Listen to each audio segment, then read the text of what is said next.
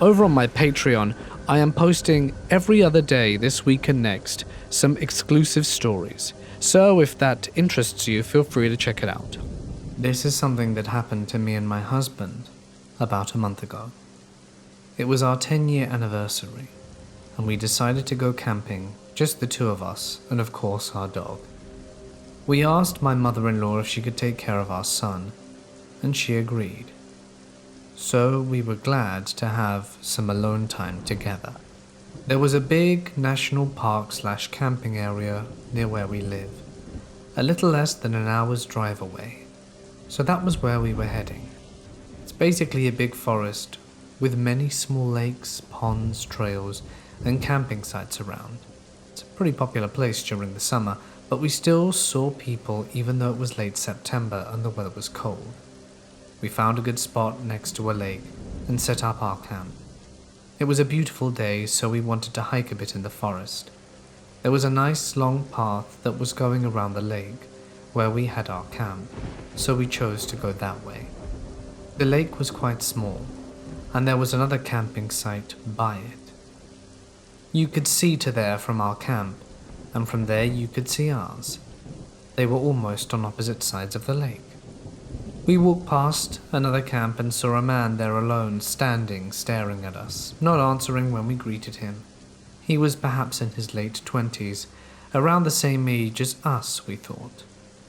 At that point, we thought he was a little shy, or awkward, or weird. He had a small tent set up, and some other stuff all around the place, so I figured he'd been there a while. We carried on walking, and didn't think much about it. Eventually we got to our camp, and started to set up our tent before it got too dark. We made some food by the fire, and just sat there, enjoying the peace and each other's company. Suddenly our dog started barking like crazy. She was tied to a long wire around a tree, and we immediately realized she wasn't just paranoid, and that there was really something in the woods nearby, and she was trying to alert us. It had been very dark for hours at that point. I took the dog to a leash, and my husband started to look around with his bright headlamp. Our dog carried on barking. We were confused and sure it must be some kind of animal, perhaps a bear or moose, but we couldn't understand why it wasn't scared of us and why it wouldn't run away. My husband went ahead to the path that leads to the other camp. Right when he got to the path, which was just less than 10 meters away from our camp, he saw something on the ground. I told him to go check it out and followed with our dog. He stopped, turned to me and said, "It's a human laying on the ground."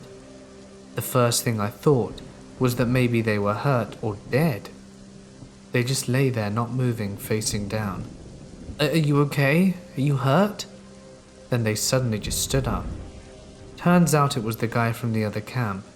He was very scared of our dog and told me not to let me near him. I was kind of relieved, but it wasn't some creepy-ass bear that was going to eat us.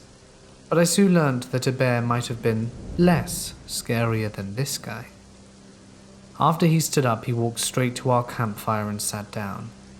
My husband tried to ask him in multiple ways why he was sneaking around in a dark forest without any light. He never answered. We even laughed a bit, and told him how we thought he was a bear, or something like that. But he didn't even smile.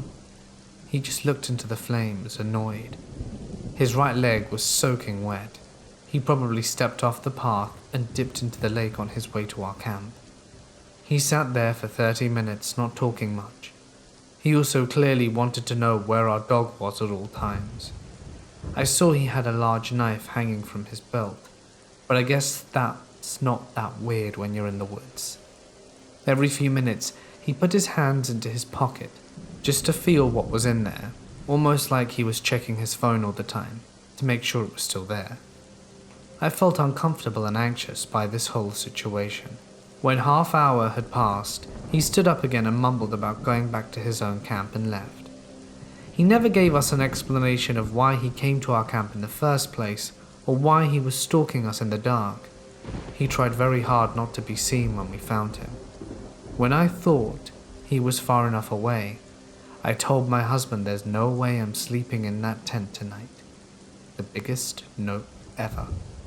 Fortunately for me, he agreed and said the guy might come back when we're asleep. I just wanted to leave as quickly as possible, so my husband started packing our things. Our car was nearby, and I was guarding and looking around with a light in case he returned. Just when we had almost all our stuff in the car, I saw a quick flash of light on the path from the guy's camp towards us. He was coming back. Maybe he thought we went to sleep because he couldn't see our campfire anymore. So yeah, we got in the car and left really quick. I don't know if I overreacted, but I had such a bad feeling about him. Who crawls in the dark, wet, alone in the forest just to talk with strangers? What would he have done if our dog wouldn't have hurt him? What were his motives? Perhaps use that weapon that he had in his sheath. I don't know, and I don't want to stay there to find out. I'm glad we took our dog with us.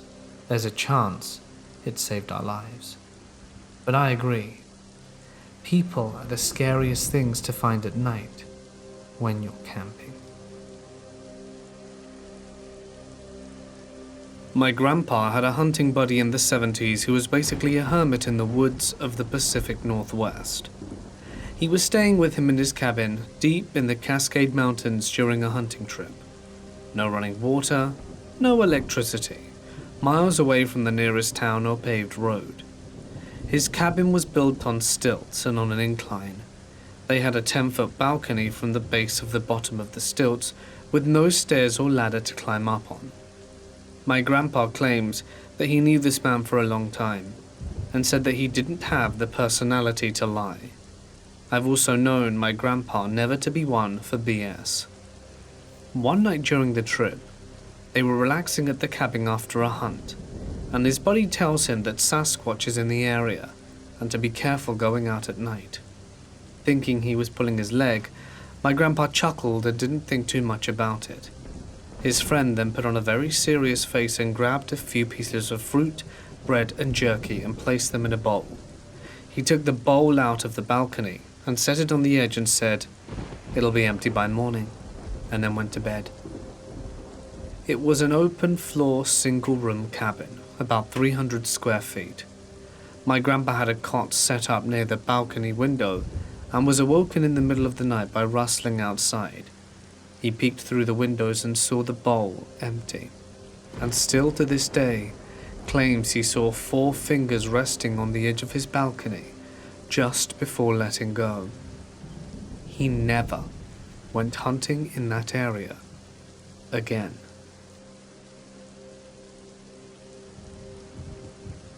As a very young child in the 1980s, I used to be taken by the Easter Bunny to the North Pole to play with Santa every year on Christmas Eve. I was sworn to secrecy about this, or else the Easter Bunny said he wouldn't come back, and these visits happened every year without fail. At the North Pole we would play together in a 2-dimensional space, and the games we would play were educational in nature, but very fun. The experience was more like a projection or video game, but I would experience it as real. It's hard to describe. I have no recollection of the specifics outside of brief memory from my last visit. What I do know is that I loved these trips so much that before my last trip at the age of 6 or 7, I was actually more excited for the Easter Bunny to come and take me than I was for Christmas the next day. On this trip I was told I was getting too old for these visits, and this would be the last one, and I was profoundly sad. For a few years after the Easter Bunny visits, all was quiet.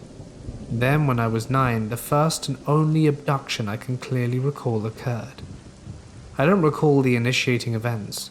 By the time I came to, I was already being led into my front yard. It was lit up like day. I say being led, but I can't remember if I was alone or if I had some sort of escort. I want to say there were entities either side of me. My childhood front yard was basically a jungle, but there was one patch of grass that opened into the sky. On more than one occasion I had sleepwalked here as a child and awoken on this patch of grass in the middle of the night. In the center of the patch of grass was a tiny silver craft, what I could describe as a typical flying saucer, only extremely small. The craft was so squat that I probably couldn't even fully stand up inside it as a 9-year-old child. I would estimate it was over 5 feet tall and 12.5 feet across, and it hovered about 4 feet off the ground. I don't recall if there was ever any sort of landing gear on it, or if it was freely floating. In front of the craft, walking towards it and perpendicular to myself, was a classic grey alien. It did not acknowledge me. The creature was childlike in stature, probably a foot shorter than me at 9. I only having seen my first drawing of a grey alien a few months before this on a television program. I should have been terrified after viewing that. Despite that, being confronted by one in real life for the first time, I felt a sense of calmness and serenity. There was some sort of opening in the craft, but I can't recall if it was a hatch or gangway. I was escorted towards the opening, and I remember as I passed the outside of the hull, there being Egyptian-looking hieroglyphics inscribed along the lip of the craft, and then I blacked out. I'm seated on a bench in front of a glass screen. Across from me is a grey.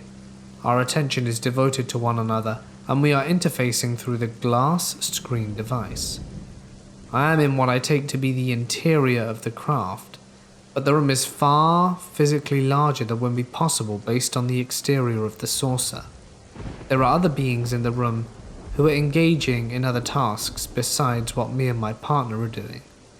My attention is wholly devoted on the screen and the task at hand. The screen is a clear glass screen set on a table approximately 4 feet in height, and there is some manner of console on my side that I am using to interface with. I do not recall the grey having anything to use the interface with the device. The task I am devoted to had something to do with communicating between English and the alien language. A thought suddenly comes to me. Why am I using this device to translate between English and the alien language when we can just talk using our minds? I find this thought very funny, as I'm having fun, though the precise nature of what was going on eludes me. What I believe is I am typing in English and having it translated to the alien on the other side. This doesn't make much sense though, because I understand these beings to be able to communicate telepathically. As I use the device, the grey is also using it at times, whether to teach, correct, or communicate, I cannot recall, and I black out again. The final stage of my abduction is a series of movies projected directly into my mind. I only recall 2 of them. In the first, I am in an inlet, in a sea of sorts, of the land before time. The earth is primordial and pristine, and I'm moving through the water towards the mouth of the bay, and along the coasts on either side is luscious, unspoiled jungle, and it is profoundly beautiful. The second is a snippet of an apocalyptic environmental image. I see breakwater on a coastline with a lighthouse situated on it. Waves are surging over the sides and consuming the coast. I am made to understand that humanity is responsible for what is happening here, and then it all ends. When I awoke the next day, I didn't feel scared or terrified, but a sense of calm and inner peace. My mind, however, felt totally overloaded with way too much that I had been given to remember. I was startled by the fact that I hadn't been afraid of the greys, because I'd been having constant nightmares about them as soon as I first learned of them a few months prior. I was far more concerned, fixated even, upon remembering the message I had been given. The message, which seemed all-consumingly important, began to slip through my fingers as soon as I woke up. It was only through sheer will that I was able to retain the 2 snippets that I have recalled today. For many years I chalked up these memories to a sleep disorder, or being the fantasies of a child, and left them in my past. Then a few years ago I stumbled across an acclaimed abductee called Jim Sparks, and the parallels to my own experience were instantly uncanny.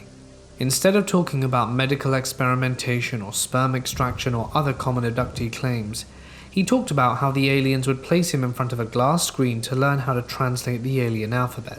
What's more, he talked about a mass abduction event that would have occurred when I was 9, in which the abductees were all gathered and shown images of Earth's oceans unspoiled prior to human damage, and then the deleterious effect of human industry and pollution upon the world. He talks about the specific environmental imagery in abductees. He talks about the mass abduction event and much more in many of his talks. I would not vouch for the veracity of anything he discusses because he does make some very outlandish claims. I'm very hesitant of anyone claiming to know the nature or purpose of whatever this insane phenomenon is, but I cannot deny it though, at least for my own abduction experience. He was right on the money. What he described is precisely what I remember experiencing. As someone who has repressed these experiences, I just couldn't do it anymore after seeing his talk. It really did happen to me. The thought was liberating and terrifying. I now make my living as an environmental scientist. Ha, I know, right? Those memories do not dictate my life. For many years I used my scientific background and demands of proof to always dismiss my childhood experiences. But I was being dishonest with myself. I will now say whatever this phenomenon is, I am an experiencer of it. Around 1981, I was a kid in rural Montgomery County, Indiana. It was a perfectly clear day, and I was playing in the front lawn of my neighbor's house with my brother Pat.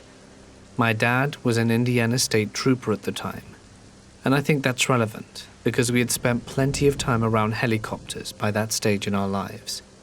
I knew that these things could hover in place and make a lot of noise and wind, and I knew what they should look like.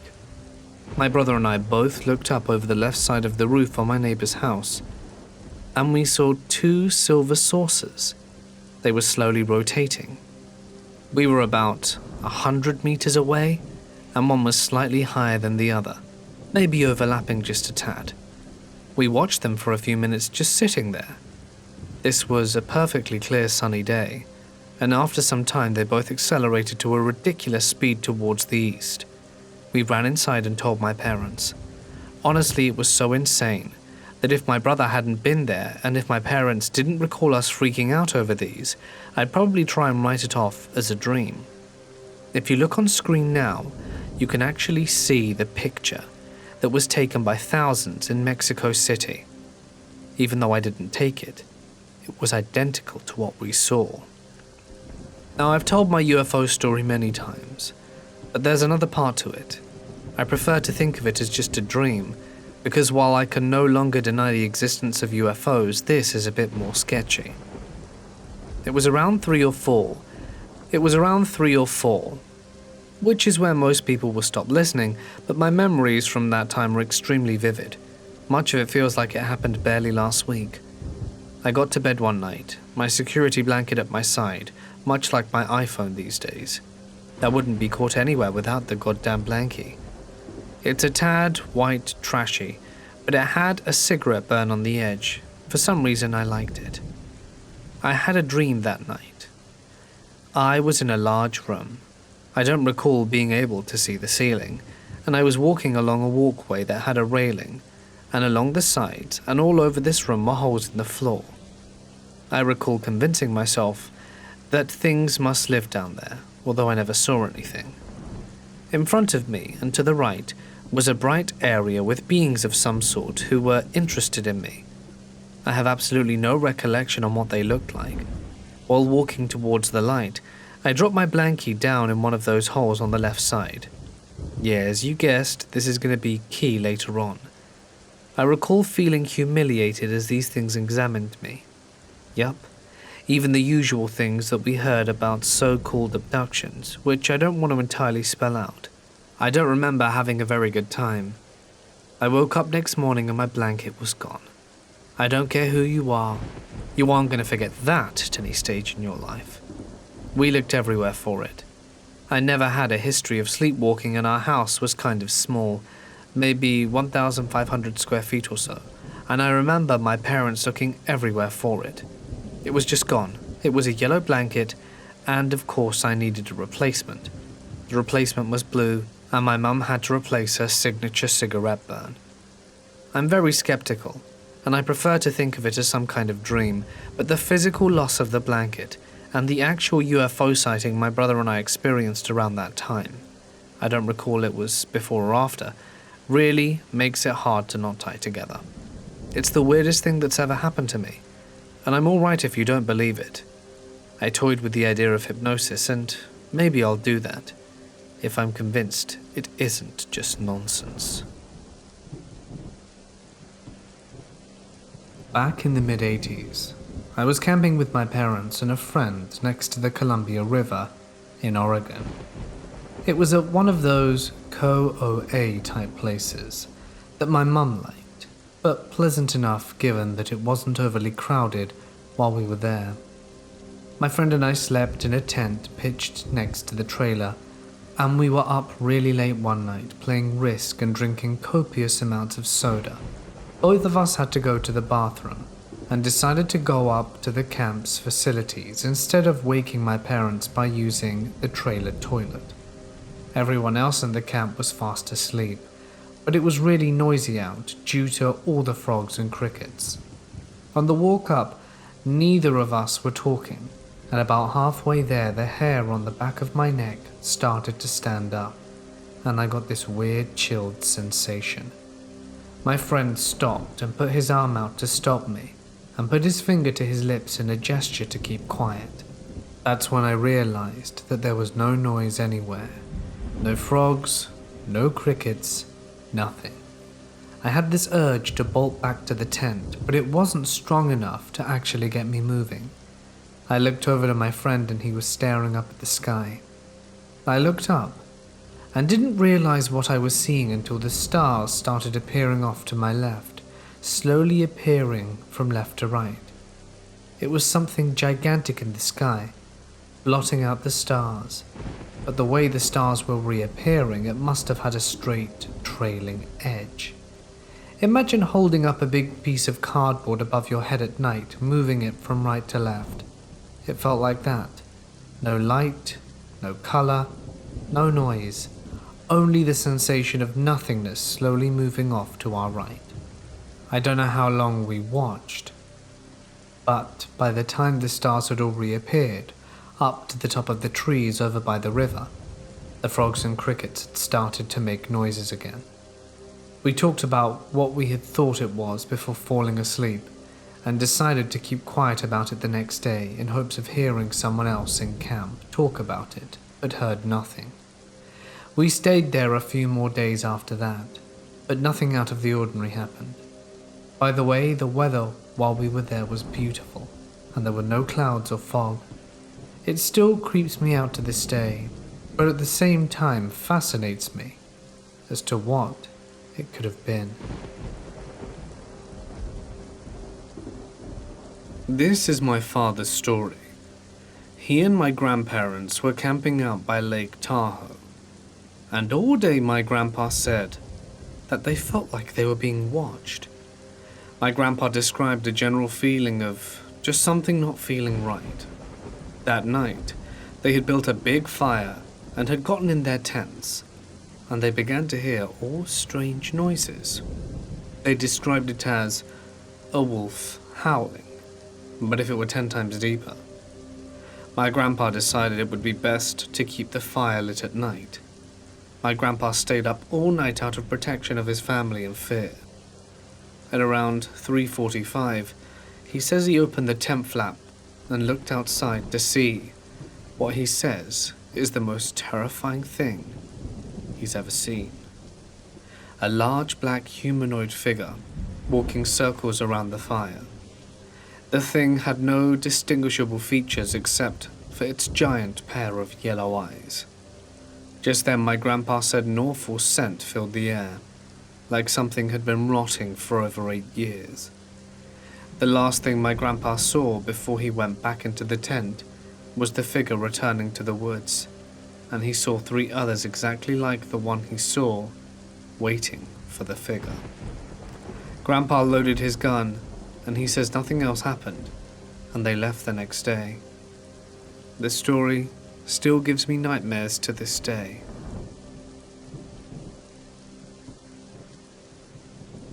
Our family have links to both Ireland and Wales on both sides, so myself and my sister have a lot of Celtic blood in our veins. Some people say this makes you more sensitive to the paranormal or fae, little folk, but I'm still undecided on that. My dad worked as a professional medium and tarot reader, but did try and keep that side of things away from us as young children.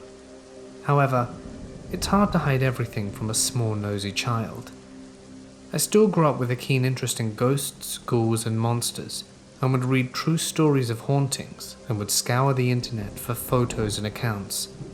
My sister, in comparison, hated anything paranormal and spooky, and was terrified of the dark and scary stories. At the time, we lived in a small council house on the edge of a town in southwest England. The house was on the end of a road, and behind our large overgrown garden was a lane that led directly to the countryside. My sister and I shared a bedroom at the back of the house, which was next to a small bathroom with a trap door that led to a large attic. Our house wasn't really all that sinister. It was probably around 70 years old, and the only activity we had really had was the ghost of a black Labrador. The door number on our house had a black lab on it, and my mum had one day seen a large black Labrador suddenly appear on the stairs, only to slowly fade away. Our neighbours confirmed that an old lady and her dog had lived here before us, the dog indeed being a Labrador. But I digress. But generally there was a happy atmosphere there despite the stress my parents were under with money and family worries. Dad stayed at home and looked after us children, while Mum worked long hours as a support worker. Dad was funny, and would entertain us by putting on silly voices for our many soft toys. He also suffered from depression, and his moods could be variable. We were wary of this. We would often play quietly in our room to give him space when it happened. Our bedroom had a bunk bed, with the top bunk being close to the ceiling, and we would periodically swap between top and bottom. And I remember that when I was sleeping on the top, I would occasionally hear very loud footsteps crossing the attic. For whatever reason, this never bothered me, or I never thought it strange. It was so loud and heavy that when I outstretched my hand to touch the ceiling, I could feel the vibration from the footsteps through my fingertips. Why I never told my parents, I don't know. Thinking back now, it just seems quite strange and unnerving. Our attic wasn't joined to next door, and my parents would have had no reason to go up there. Dad was afraid of spiders, of which there would have been plenty, and Mum would not have physically been able to go up there. Anyway, one afternoon myself and my sister were playing in our bedroom. This particular day Mum was working a long shift, and Dad had put himself to bed in the other bedroom next to ours as he wasn't feeling well. We could hear him snoring away, and were trying to keep our voices down. It's important to note that from where we were sitting in our room, we could see into the small landing, as we had no bedroom door at this point. There were a few soft clicking/rapping noises from the bathroom next to us. We both instantly quietened, as we did not want to wake our dad, and weren't sure if it was him making said noises. After the click, there came this sound, more of a voice really. I can't describe it accurately. It sounded almost like our dad when he was putting on a funny voice, but if he had also been drunk and gargling water at the same time. My memory is hazy, but I believe, and my sister agrees, that it started off by saying hello children, although it was very hard to understand due to the almost underwater-like mumbling nature of it. That's when we realized the voice was coming from the bathroom. Unsure, and thinking that it may have been our dad somehow, we laughed and said hello back. The voice cooed and said some more stuff, which I struggle to remember. I believe the general gist of it was that it wanted us to go into the bathroom. We were unsure. I think our voices may have gotten louder as we laughed at Dad's silly voice, when all of a sudden Mum and Dad's bedroom door flew open, and our very cross dad emerged, very unhappy that we'd woken him. I remember being extremely confused. Hadn't he just been playing in the bathroom? We said as much, but being cross and sleepy, he waved it off, especially after checking the bathroom and finding nothing amiss. He retreated back to his room, issuing dire threats if we were to wake him again. There was silence for a bit, and the realization settled in. That voice had not been our dad.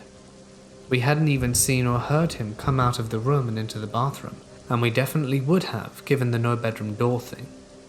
I remember feeling very scared and covering both myself and my sister in the blanket and putting our heads underneath. We waited in silence for a few minutes, with me shushing her to be quiet as she was crying. Then the clicks came again. Was the trapdoor opening?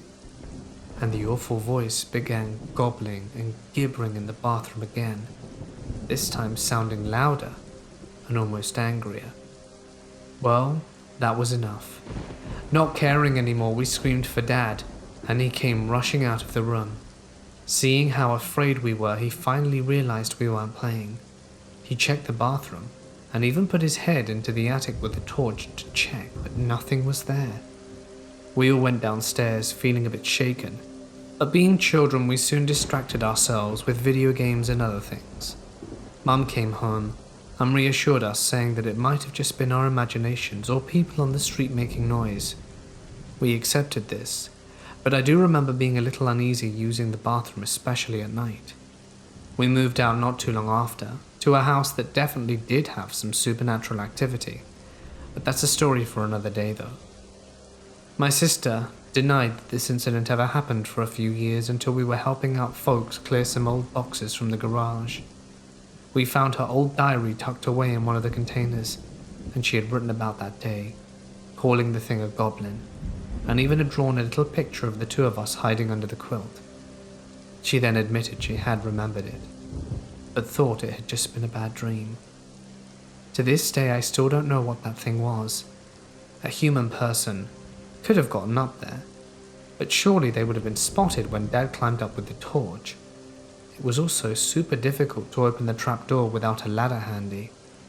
If it was supernatural, then why did it want to lure two girls into the attic? Some people say that Fae will try and lure children away, so maybe it was that.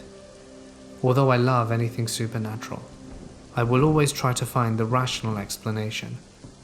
If anyone has any ideas or thoughts on what it could have been, I'd love to know.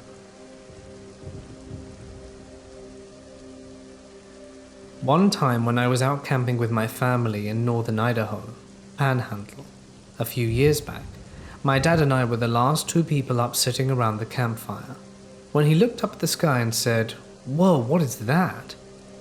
I looked up and saw this yellow light zigzagging across the sky. It was far too high up to be a drone, and it was making such quick back and forth motions across the sky that it seemed impossible for a human to be able to survive traveling like that. We both watched it until it went out of our eyesight. Seemed like maybe a minute or so that we were able to watch it traveling like that.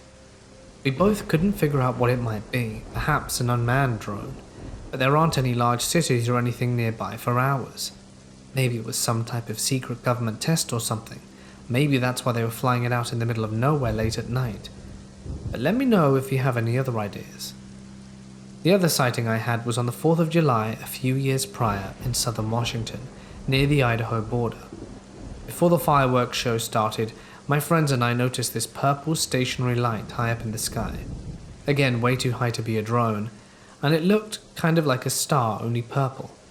We thought this was strange and commented on it throughout the night, and other people around us did too, but it stayed stationary throughout the whole fireworks show. But once the fireworks ended, it took off very quickly in a straight line and just zipped out of sight.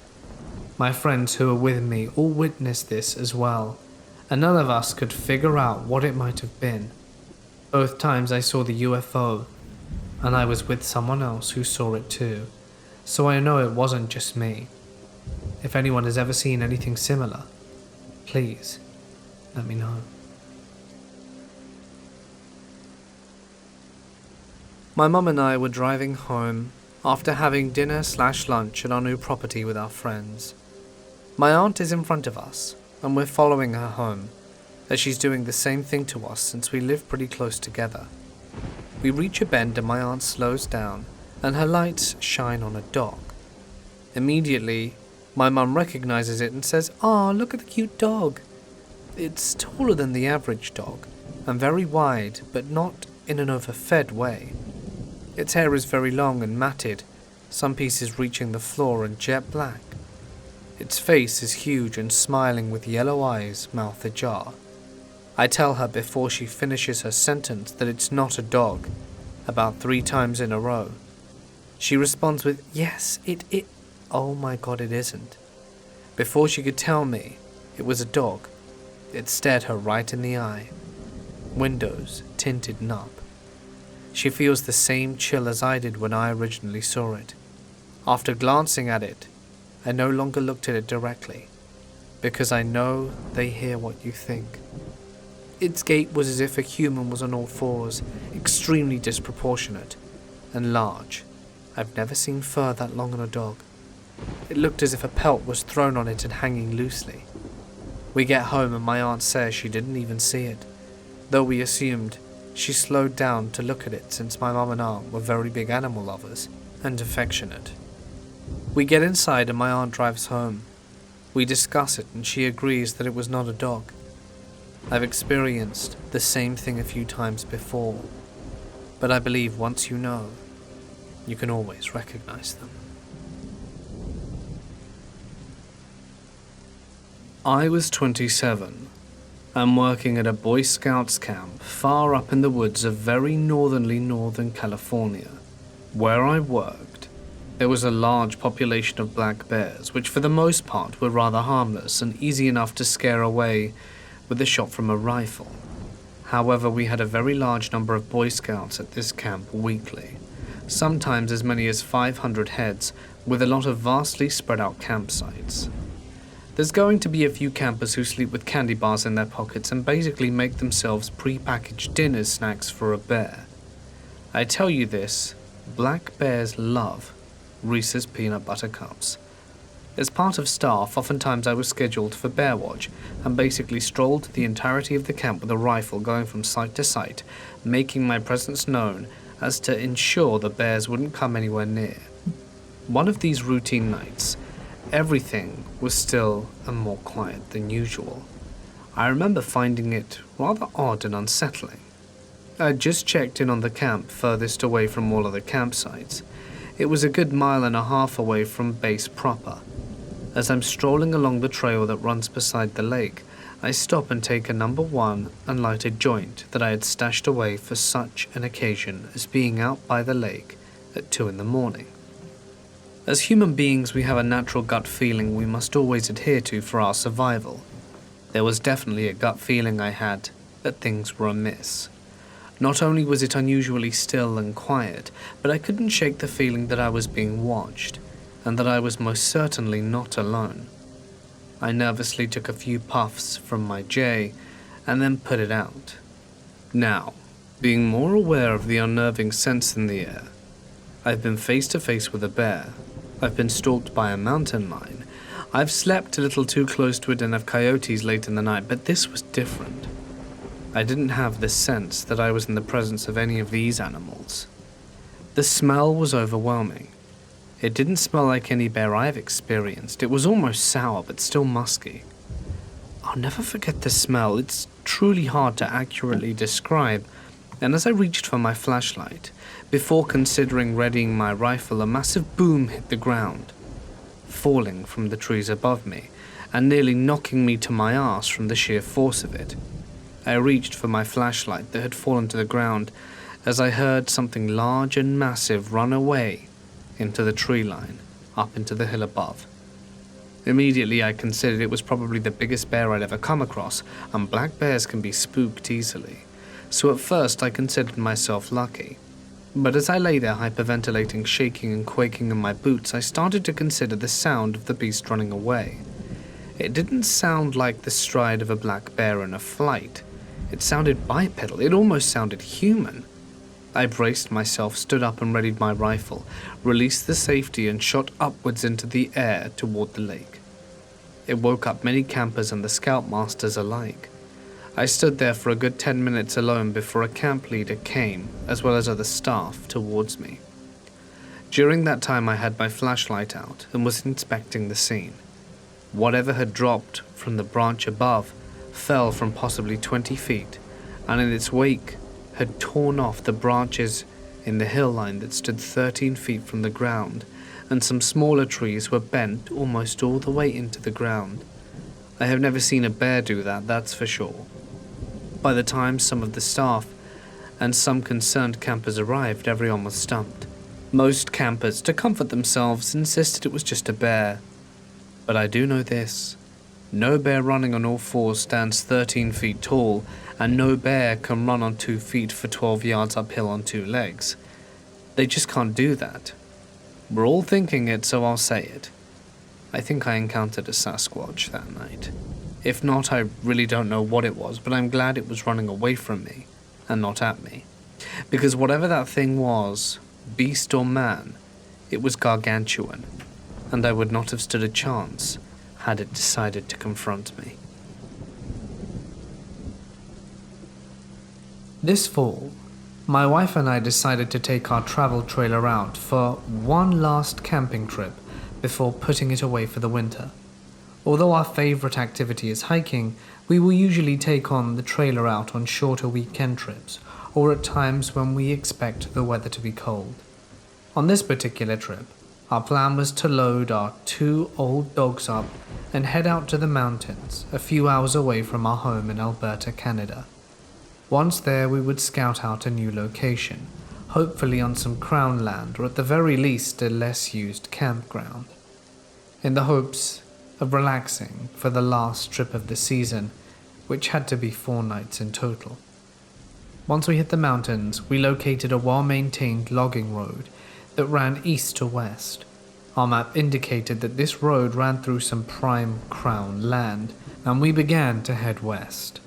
About 40 kilometers, or 25 miles, in, we realized that all the types of O spots we would normally set up shop at were either being used by other campers or by the loggers. We decided that since it was getting late, we would look for an actual campground to stay at. Not ideal, but we were both getting tired of driving at this point. As luck would have it, at around the 45-kilometer mark, we located a well-treed campground on a beautiful river. It's important for me to explain the layout of the campground here, as it has some bearings on the rest of the story. The campground is a rough figure-8 shape, with a north loop and a south loop. These loops are divided by the logging road that we come in on. Going west, if you turn left on the road, you're at the south loop, and if you turn right, you head into the north loop. Therefore, if one wants to get from the south loop to the north loop, you must cross that road. This feature makes the one campground look and feel like 2 separate entities. Turning left into the south loop, we noted that out of the 20-odd sites, there was one other camper, and he appeared to be packing up. We then proceeded to the north loop and noted that there were 3 or 4 people in this loop, because we both wanted peace and quiet. We elected to head back up to the south loop and chose a site there.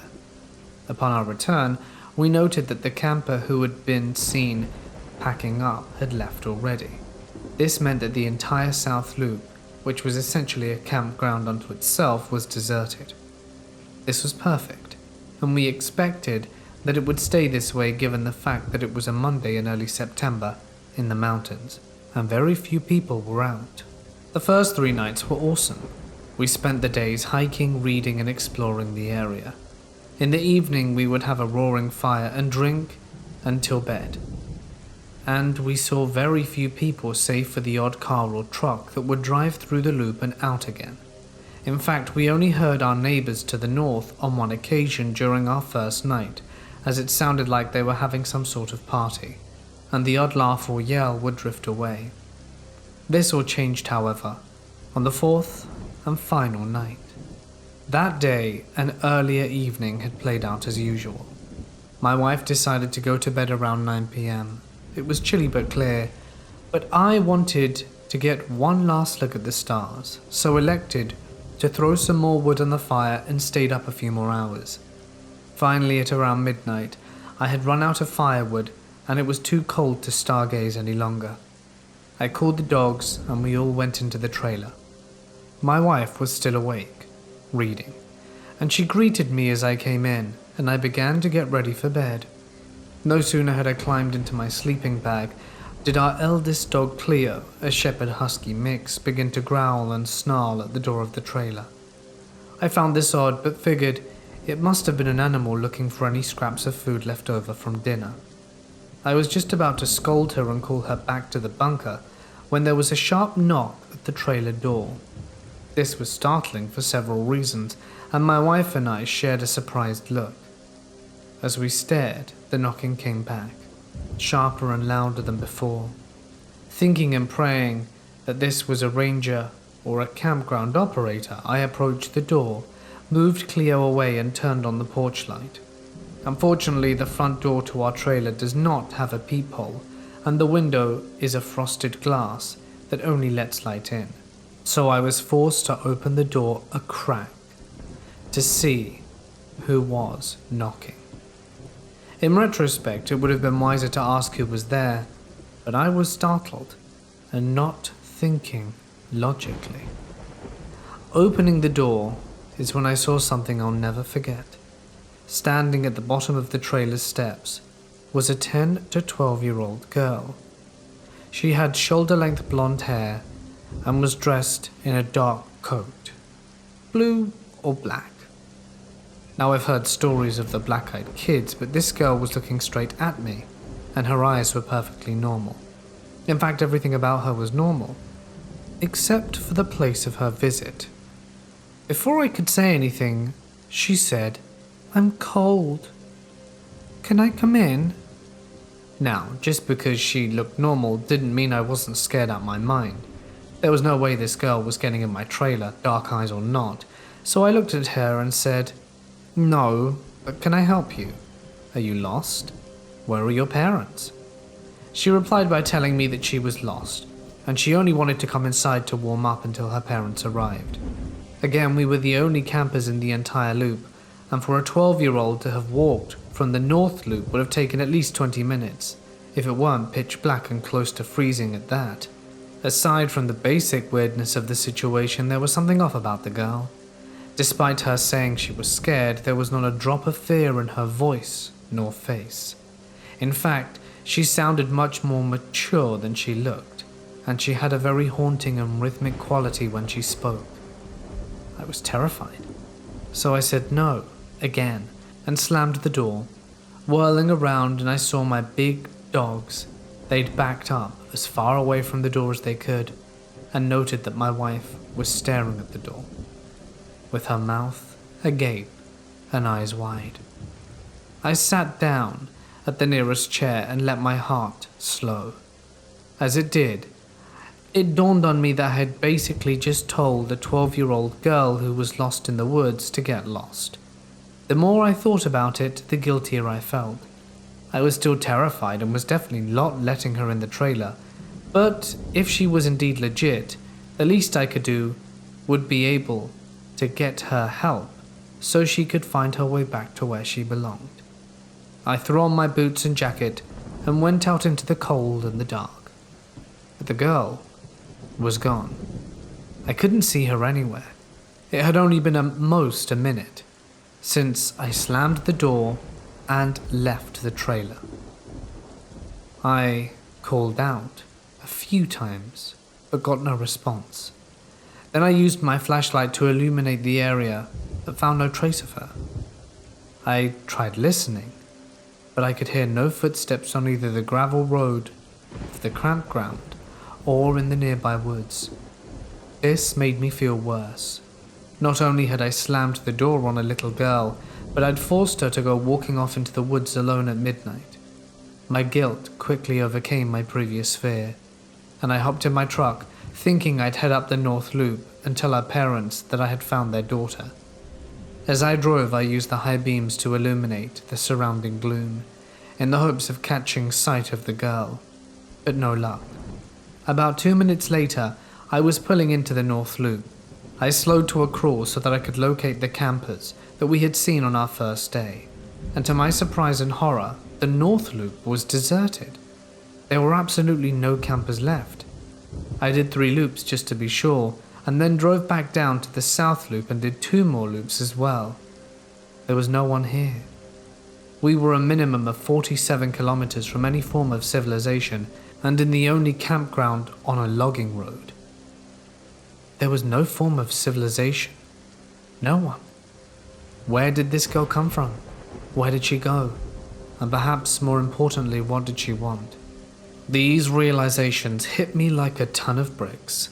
The terror I had felt when I had first laid eyes on the girl came flooding back, and I suddenly became acutely aware of the fact that my wife and I were the only humans in the area and that we were dealing with something that I couldn't understand. I gunned my truck back to the site and made a mad dash for the trailer, slamming and locking the door behind me. I don't think my wife or I got much sleep that night. In the morning we packed up as quickly as we could and headed out, vowing to never return. I'm not sure what we saw that night, and sometimes I wonder if I really did let a little girl get herself lost in the woods. However, frequent Google searches have shown no news stories about it, and I remember the abject terror I felt when she, or it, spoke. Let me know if you have any thoughts on who or what this girl was.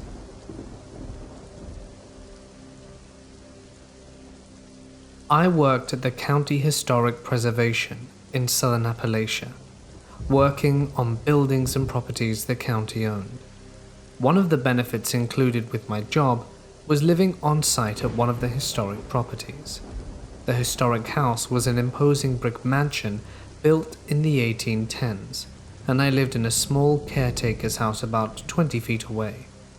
This was in the backwoods, so to deter trespassers and vandalism, the county had built an 8-foot-tall fence around the entire 5-acre parcel and put barbed wire atop of the fence. I mention all of this just to show that it was basically impossible for anyone or anything to jump over or climb over the fencing and onto the property. One night after working late at another property, I pulled up to my entrance gate, let myself in, locked it behind me and then drove the 100 yards down to the gravel road to my house. There were no lights on the property, so I could only see by my headlights. As I turned my car around the corner of one of the outbuildings and parked it, my lights shone on a thing that I still have a hard time describing effectively. It was the size of a deer, but with long, spindly legs and long, shaggy hair. Almost like a taller maned wolf, if you've seen pictures of those. That alone shook me. There was no way that something of that size should have been able to get through or over my fencing. What follows is absolutely true. I got out my car to get a better look at what the hell the thing was, and as I opened the door to go out, the thing took off running, not on 4 legs, but on 2. I literally watched this thing raise its back up, stand at full height on its back legs and sprint away. I absolutely freaked out at that point, grabbed my mag light and my shotgun out from inside and tried to find the thing again. But there were no traces, no tracks, no anything. I have no idea how it got in or out of my property. I didn't sleep well that night. I just sat on my couch with my shotgun watching the front door, hoping that whatever I saw didn't come back and burst in. I cannot explain what the hell I saw that night, but it still raises the hair on my neck every time I think about it.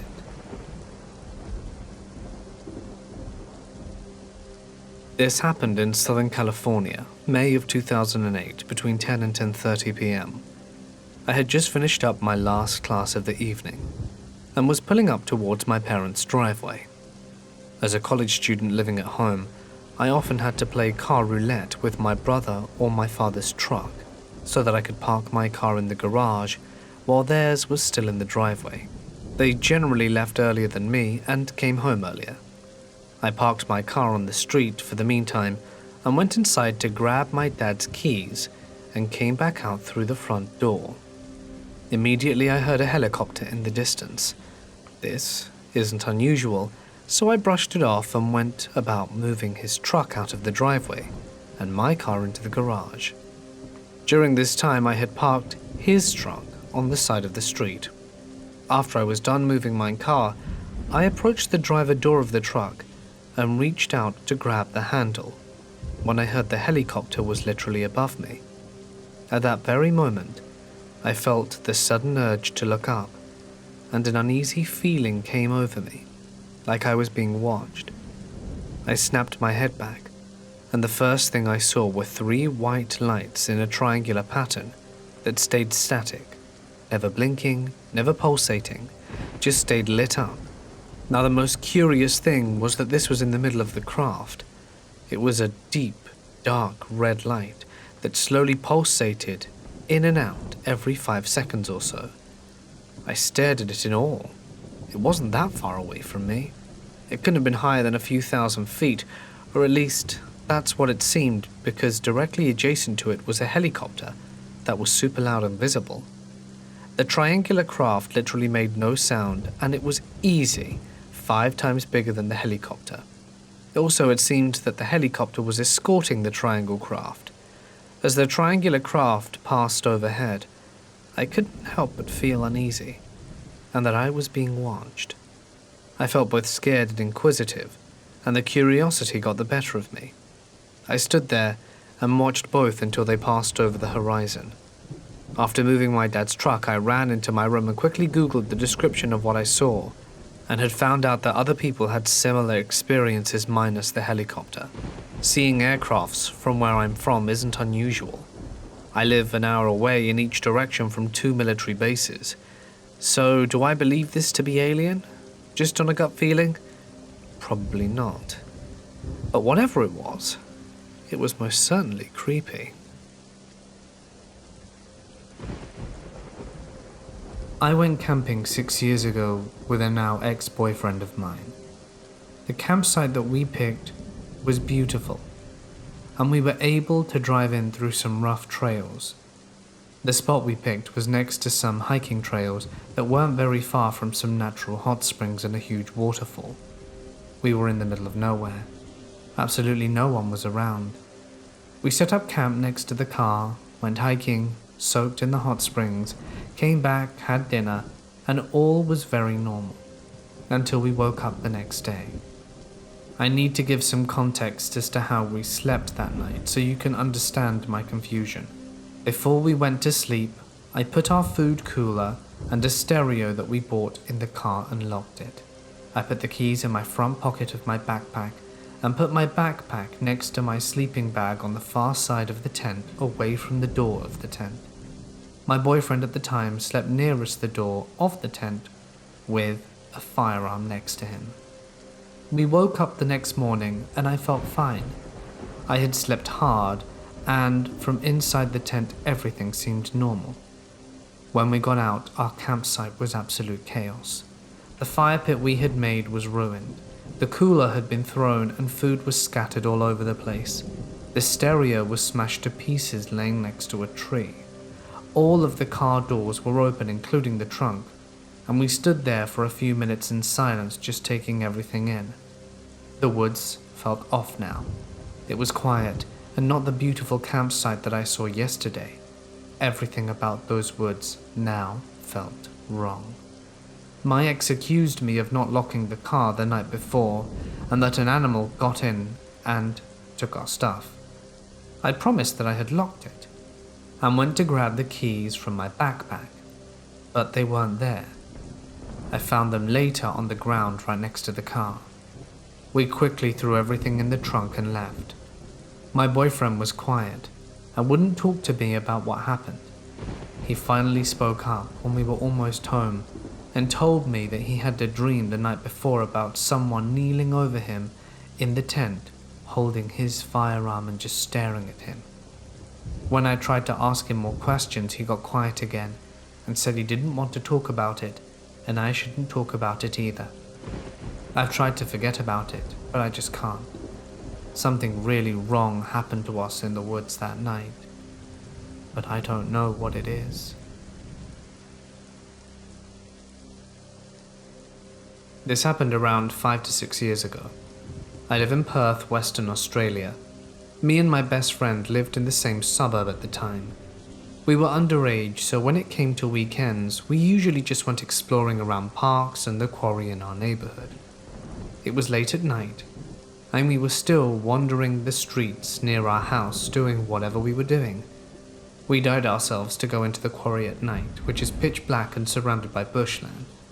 It's a decent-sized area, bigger than a football field, and we chickened out at the entrance and decided to sit on a rock just outside it while we were chatting. So to give you an idea of my position, my back was facing the bushes and the quarry, and I was facing towards my friend talking to her.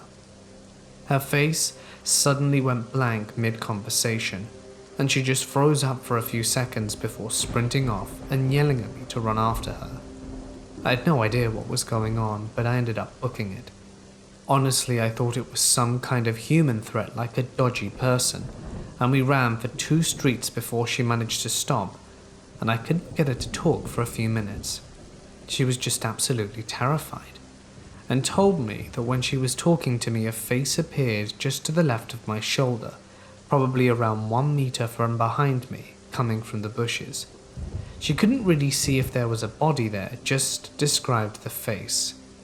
She said that it was evil and had this menacing presence. I can't get her to accurately describe what she says, but she thinks the features weren't very well defined, and that the eyes were blackened out, while it wore a grin on its face. Absolutely terrifying. This happened on New Year's Eve in 2016, in Ixtapa, Mexico.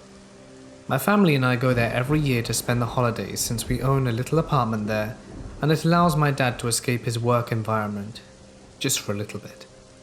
The apartment we own is in an apartment complex which has 24 apartments total divided into 4 towers. They all look like the same and have the same small terrace with a small hot tub in the corner. Since we've owned the apartment for a few years, my parents became close friends with a lot of the other residents, which created a nice environment to be in during the holidays. On New Year's Eve, we were invited along with many of the other residents to spend New Year's at one of their apartments, and roughly 35 people showed up. The apartment is on the 4th floor, and we arrived there around 10 PM since many of us had dinner before with family and joined to celebrate the new year for the rest of the night. Around 11 PM, one of my mother's friends looked up into the sky and said she saw something strange.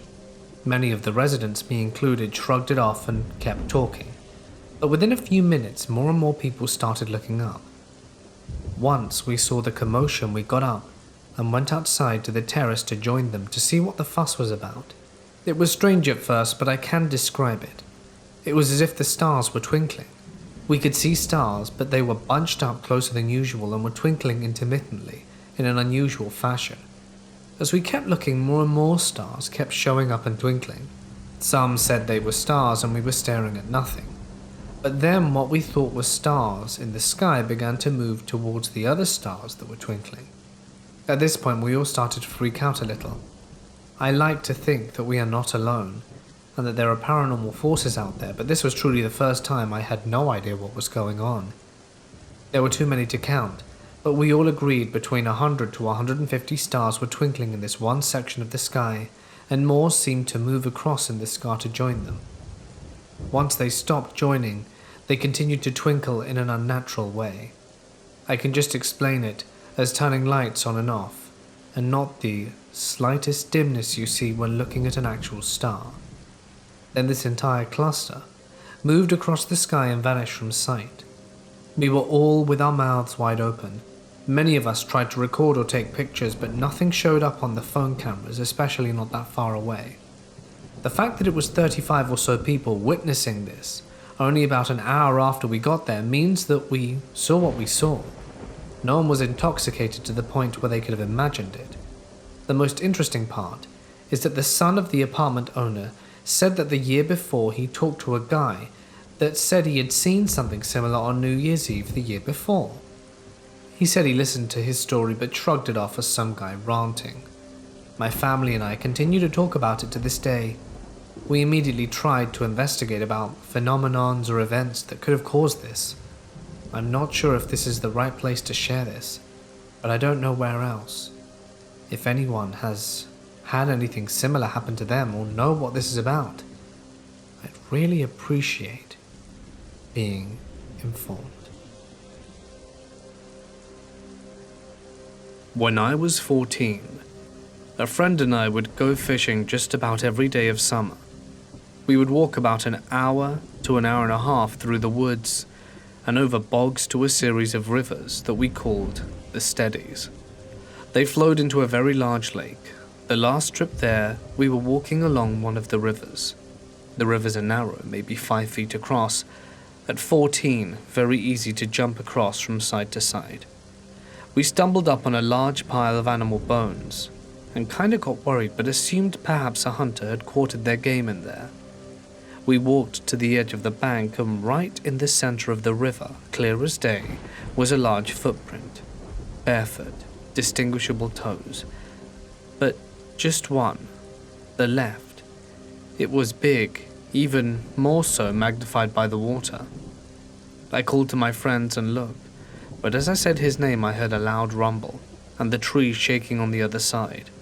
I looked at my friends, but all I saw was the dust he was kicking up from running away, to which I promptly followed. We never went back. We told people, but no one believed us. This event occurred in 2011, and has haunted me every day since. I work in networking, and all of our hours are late. I usually get off around 2 a.m. I'm up for a while longer before I go to bed. This evening I got off work and it was raining really bad on my way home. When I got home, by chance, the clouds broke and I stepped outside to have a quick smoke. One of my buddies called me and we were chatting about work. It was still not raining there, and there were lying low clouds. There are orange street lights in Allen, and they were reflecting the bottom of the clouds, creating an artificial light. There was a pretty good breeze whipping around, but no rain. I was facing the west. I looked to my right and see a black cube moving out of the north and traveling south at about 60 to 80 miles an hour. It was moving with a corner forward. This thing was huge. I was astonished to the core of my soul, and I sat speechless for a few seconds, knowing that I was seeing something amazing. It was between 80 to 100 foot tall. It was a black cube in shape and looked like a rough stone surface. On the side of the cube was a border, and within the border was a circular symbol. If that's what it even was. It looked like if you were to draw a circular maze. It was disturbing. The air behind it created a vaporous trail spinning behind it and then disappearing. There was absolutely no sound, none, and if you know Dallas, it was traveling in the direction of southbound 75 Central Expressway towards downtown. I told my buddy what I had seen, and he lives a few miles south. I fumbled over my words, telling him and asked him to go outside to see if he could see it. He went out to the middle of his street and looked in the direction it was coming from. After about 5 minutes, it started to rain again. He stood out in the rain for another 15 minutes but never saw it. Good friend. Anyway, no one can ever tell me that I didn't see what I saw that night. I have been ridiculed and even laughed at, but I know what I saw.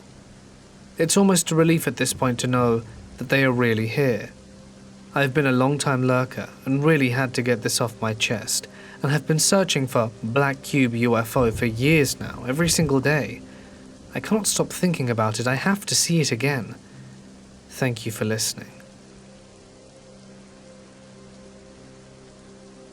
My freshman year of high school, I was out trick-or-treating with my friends. We got separated into 2 different groups. It was me, my best friend, and one other friend. We went down the wrong street, and right before we got to the main road of the neighborhood, as you can see the Halloween decorated houses and trick-or-treaters on the other side of the street, was a being. I'm not sure what it was exactly, It looked exactly like a Nyanzangi spirit standing on the corner of the street. He was watching us as we walked and started walking up to my best friend. She gets scared and I notice it, so I stepped in front of her. The thing got in my face, not saying a word to me. I stood there holding her hand behind me, trying to keep my cool. I looked at it in the eye and told it Happy Halloween and it's a great night out and cool costume. After a minute of keeping my cool, it finally turned around and walked away to the other side of the street, not taking its eyes off us. So we continued on. I told my mum later when I got home, and she called my grandfather, who's a medicine man, and I spoke to him about it, and was told we were not allowed to wear those outfits outside of ceremonies. I told him how I took it, and reacted. He was thankful I did not get scared, and showed my strength against it. We drove from Mesa, Arizona to the reservation that weekend so he could do a prayer for me and keep me protected.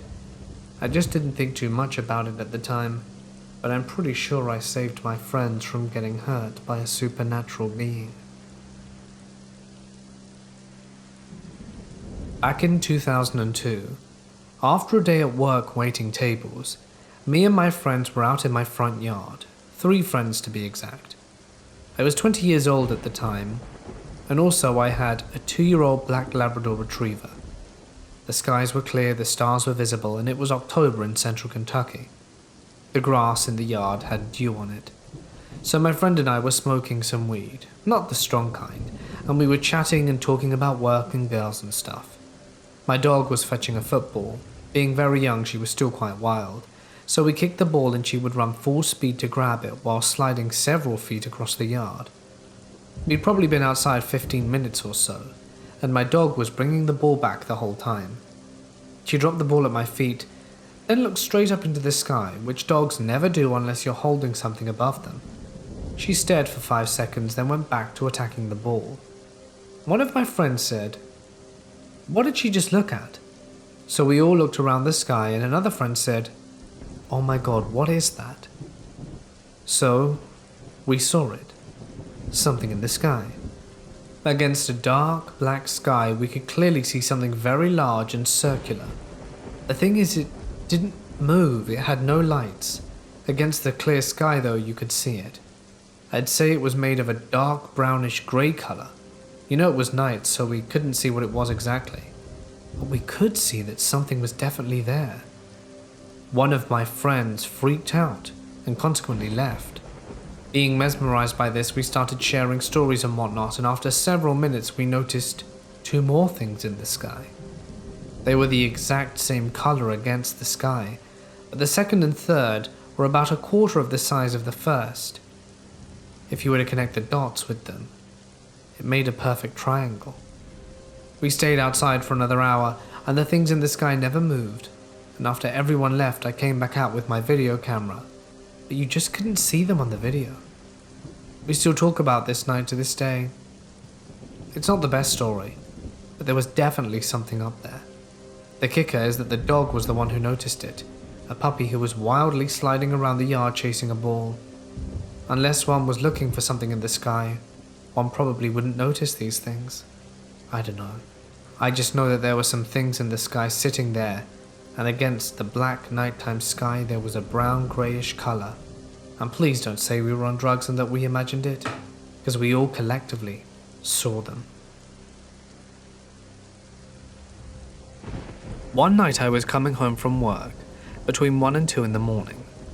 I live on a peninsula, so the road I was travelling down serves as the main thoroughfare for my area. As I was nearing the side street where I live, I approached a Baptist church. Immediately I could tell there was something odd about the church because the parking lot was dark, when usually it was lit up. Instead, all I could see at first was a singular blinking red light, the kind you would see on a phone tower. But the light wasn't blinking in any ordinary fashion, as it did not appear to follow any kind of pattern. I slowed down as I neared it because something hovering over the church caught my eye. The blinking red light appeared to belong to a giant airship that was hovering 150 feet above the steeple of the church. I was absolutely flabbergasted. I won't pretend to be some kind of expert on helicopters or planes, but this airship followed no traditional guidelines that I had ever seen before. It was long and cylinder-shaped, with no identifiable front or back. The red light was in the middle. It didn't have wings or rotary blades. It had large, vent-like protrusions that had white light coming out of them, and it made no identifiable noise, and it was just idly hovering over the church. At some point, it began drifting to the side like a balloon. The phone I had at the time was a terrible BlackBerry with a 2-megapixel camera, and I tried to get to the back of my car and grab my DSLR. But the moment I put it in park and started to turn around, the ship began to move. In what seemed like half a second, it had shot off to the west and was gone in the blink of an eye. I still have no logical explanation for what I saw. A few weeks after I saw the thing, I had an extremely vivid dream in which creatures crawled through my window and tried to take me out of my bed. They were muttering in a weird language that sounded like shrieks and clicks. I'm confident this was a nightmare, but it seemed somewhat significant to mention this.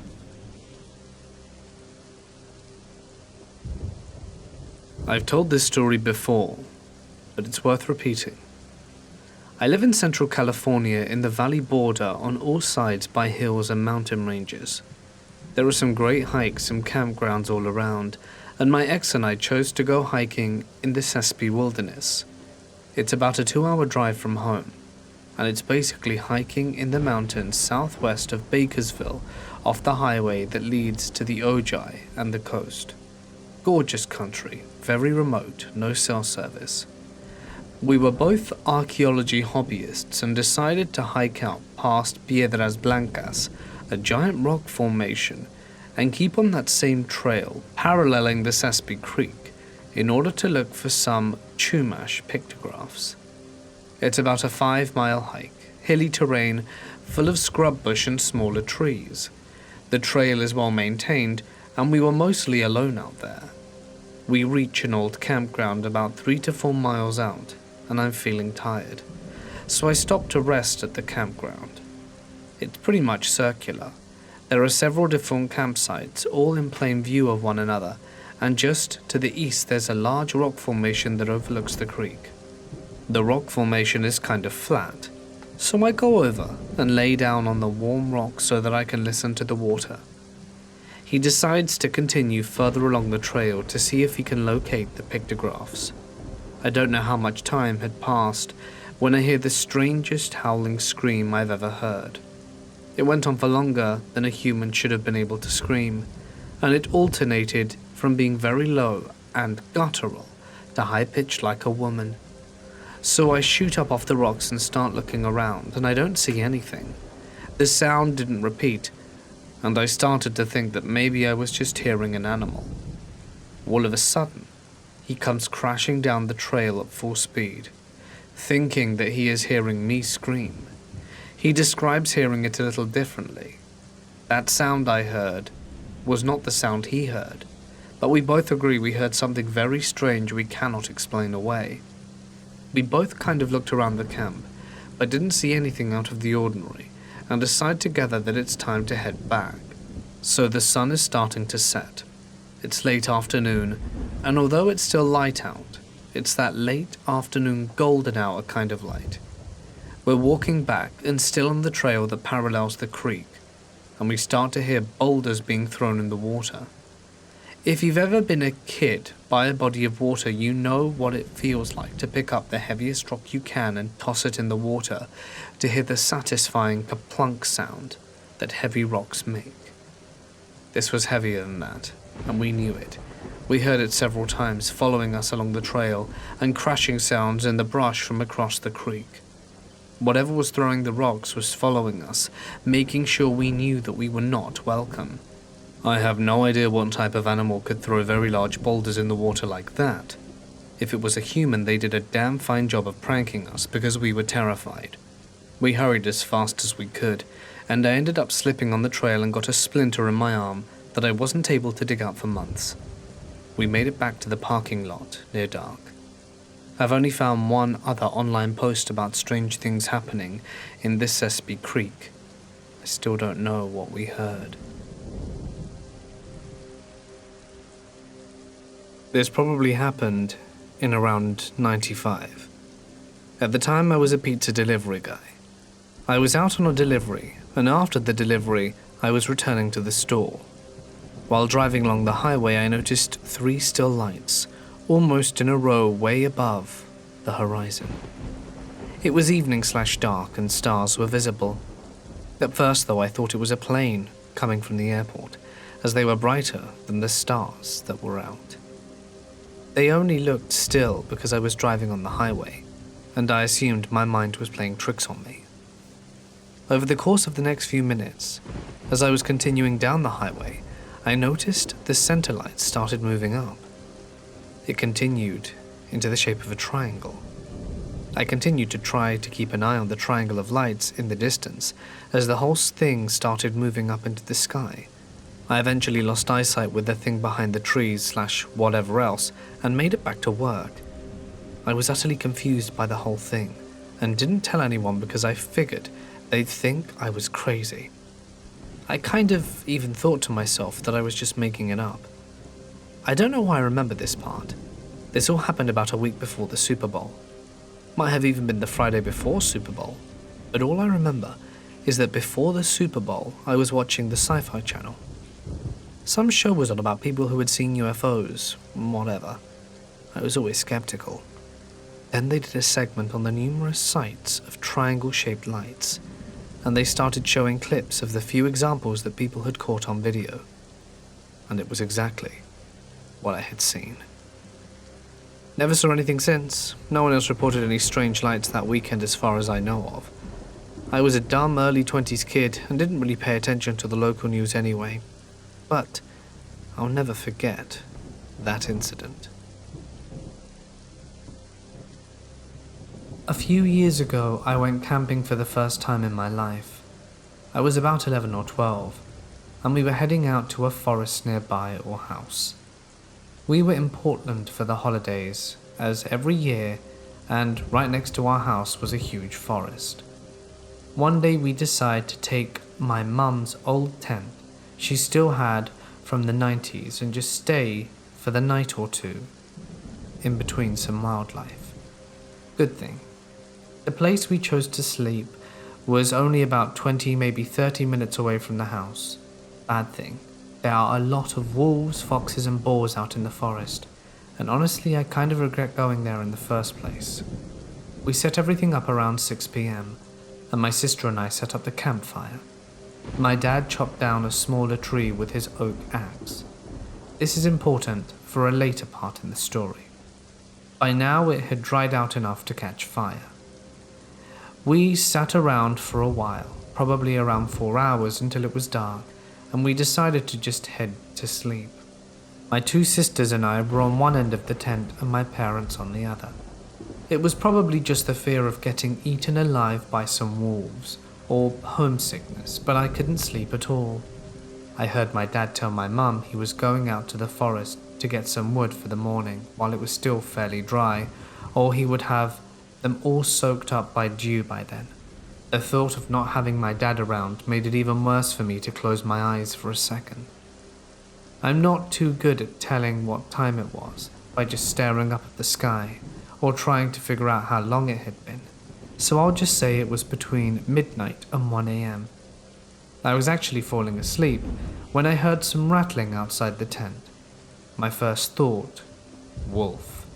I was terrified, so I popped out my head from the little curtain that separated the 2 halves of the tent, basically a thin piece of fabric just hanging on some thread, to see if Dad was back.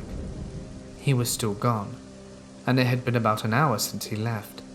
I lay back down and tried to sleep, but when I turned to my side I saw this faint human shadow outside the tent. I froze and let out a tiny squeak. The person seemed to be holding some sort of axe, shovel type thing in its hand, so I thought my dad must have made the return. The shadow walked towards the entrance of the tent and stood there, at the zipped up door for 30 seconds. I began to wonder why he wasn't just coming inside. And then, abruptly, the person ran off into the forest, but it dropped the axe. You could hear the footsteps fade in the distance and a thump just appear along the way. Maybe a minute or so later, I hear my dad walking back from the opposite side of the forest and enter the tent all tired and just passed out. Seemed kind of sketchy and fishy and scary to me, but it was so late I couldn't even think anymore, and I passed out from exhaustion. Next morning I woke up after my dad dropped his phone on his face, letting out an ouch. I peeped through the curtain at him and he just smiled back while rubbing his nose. I needed some fresh air because I was feeling a bit sick. Maybe from the nerves in the morning or homesickness, I couldn't really tell. Both of us got out the tent and walked around for a while. We circled around the campsite for 10 minutes until we came back to our tent, and that's when I noticed something that sent chills down my back. A few meters from the tent, in the corner of my eye, I managed to grab a glimpse of something red. It took me a hot second to realize I actually saw something, and when I turned, it was a red and black rubber axe, and it had not been there before. I knew it wasn't my dad's because his was by the pile of wood he collected from that night. From my dad's reaction, I probably turned pale because he started to freak out a little, like I was about to pass out. He turned his gaze to where I was looking, and we both just stared for a few seconds before he called out to the rest of the family to wake up and get moving. We were all packed up within an hour, and we rushed back home. I later told my dad what I saw that night, and he wouldn't believe me at first. I carried on with the story and finally realized he was telling the truth. To this day, I still have no clue what the hell that was, but I'm happy he didn't investigate our tent any further, or any animals out in the forest. My husband and I live in Willow Creek, California. Our small town revolves around Bigfoot, and everything here is Bigfoot themed. We even have a cage in case he's ever captured. Our property is 40 acres and surrounded by Forest Service land. We have no neighbors, and we've always felt like we're watched. We barely hear any wildlife and have rarely seen any, despite living in the woods. A couple of separate nights, we've had knocking on our bedroom wall/window, and it's certainly freaked us out, but we've since brushed it off. Tonight though, my husband had to take our quad up to the generator above our house to fill our solar panels with water. It was pitch black, and as soon as he turns around the quad and turns it off, he is loudly screamed at by what he was convinced and described to me as a large male humanoid. He did what he had to do and left quickly. He's convinced whatever it was not human, as it's extremely unlikely we have someone else living in the woods. I'm trying to chalk it up as an animal, but it's getting hard to. Do you think it sounds like Bigfoot behavior? I saw something once, in around March-April of 1994.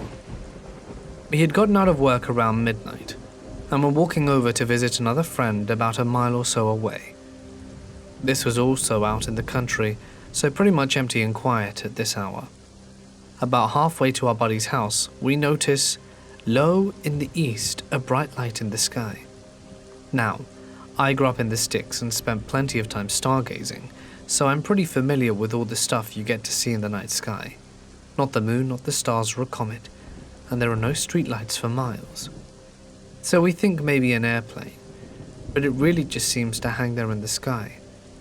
We're looking at it across empty farmland, and I'm guessing here, but I would say at least 3 miles away. So maybe a helicopter, but it's completely silent, and really strange for it to be out at nearly 1 in the morning. We kind of joke around as we're watching, saying stupid stuff like, "Better call the X-Files." Rather suddenly, the light dims. It's only barely visible now, but it's still hanging there in the sky. Being young and fearless, we talk about running across the field to see if we can grab a better look. But at its distance to us, we figure there isn't a good chance we could run all the way there. Then all of a sudden it brightens a lot. I'm talking like full moon bright. Now it's bobbing back and forth in the night sky, and it's utterly silent. I still find the most creepy thing about it just how quiet it is. and we're starting to wonder if staring there gawking at this thing might not be the best idea when it dims again and starts moving away at a pretty decent pace towards the south. We watched it for 5 to 6 minutes. Until this day I still have no idea what it was. Possibly a helicopter with a spotlight shining back and forth, but it makes little sense as to why it would be out at this hour and how the hell it made no noise. I went on a walk one night with my cousin and a few of our friends. We simply went walking up and down the streets of our neighborhood to the connecting one. We didn't even branch off any external forests or wilderness or anything like that, just using well-lit streets to travel by. We walked for 30 to 40 minutes when they wanted to return to the house to play video games or watch a film. I decided to stay out when they were walking back. It was a beautiful night, and I love looking at the expanse of open sky. However, the thing I saw in the sky that night would forever keep my mind open to such strange and peculiar possibilities of this multiverse in which we live. I was seated on a huge decorative boulder. The designs of the neighborhood placed 5 or 6 of these beauties on a field of grass which separated the main street from the cul-de-sac. As I sat on this thing, I placed the crystals in my pocket onto their larger sibling and began to meditate in the cool nocturnal breeze. I watched my friends disappear around the corner in the adjacent neighborhood, and after 5 or 10 minutes it came hovering by. At first I didn't see it, I heard it. Before anything came into view I heard the most bizarre, unsettling and yet stimulating tone. I couldn't fathom what I was hearing, nor would I ever hear anything else like it to this day. It sounded like a low, bassy hum, mixed with a piercing tone in the middle of bass. It produced this noise like a binatural beat in the sense that it reverberated or pulsated, sort of like a subtle dubstep wobble. A different way to describe the piercing noise is a whistle mixed with the buzzing and zapping of an electrical current. Then as the noise got progressively louder and more disturbing, it came hovering over the tops of tall pine trees. It was small, an unknown vehicle flying so low it almost brushed the tops of the pines, and I still have never seen anything like it. It looked futuristic, and at that moment, even without putting words into my mind, I figured what I was looking at was some sort of alien craft. It didn't look like a drone or flying saucer, but like something else. It was elongated like a drone but had no discernible properties. It seemed to just float all on its own. All the while I'm rubbing my eyes, making sense of this strange thing, but the noise just went on and on. I could tell there was a sound to its mechanisms of flight, but it seemed like it had speakers on, playing additional noise. The thing I noticed about its pulsating sound is how it made me feel. As I sat and watched, the combination of looking at its odd appearance and frightening sounds made me feel very out of place. I suddenly felt this splash of energy within me that felt like it opened my mind and body to a vast and unlimited expanse, if that makes any sense. I wasn't contemplating any additional ideas. I was just observing it and the weird psychedelic stimulation it was giving off. Eventually, though, it went far enough away where the sound went faint. I didn't even think about how long I stayed there watching it, but it ended up being around 10 to 15 minutes to be far away enough where it was out of range. Was I the only one who saw it? I looked around where I was alone, but some other people must have seen it on its path far away from me. I know what some people are thinking. It was a drone and nothing more. Well, let me tell you, this was not a drone. It was something way beyond our scope of conscientiousness. After that night I tried to tell people what I'd seen, but most tried to debunk it, or really didn't care. The cognitive dissonance it gave me that night has given me the knowledge that we are not alone, and we haven't been for a while. There are things in this cosmos that are stranger than fiction. Just because we've never seen something doesn't mean it doesn't exist. We're sitting ducks in this galaxy, and anyone could be watching us beyond the scope of our singular planet.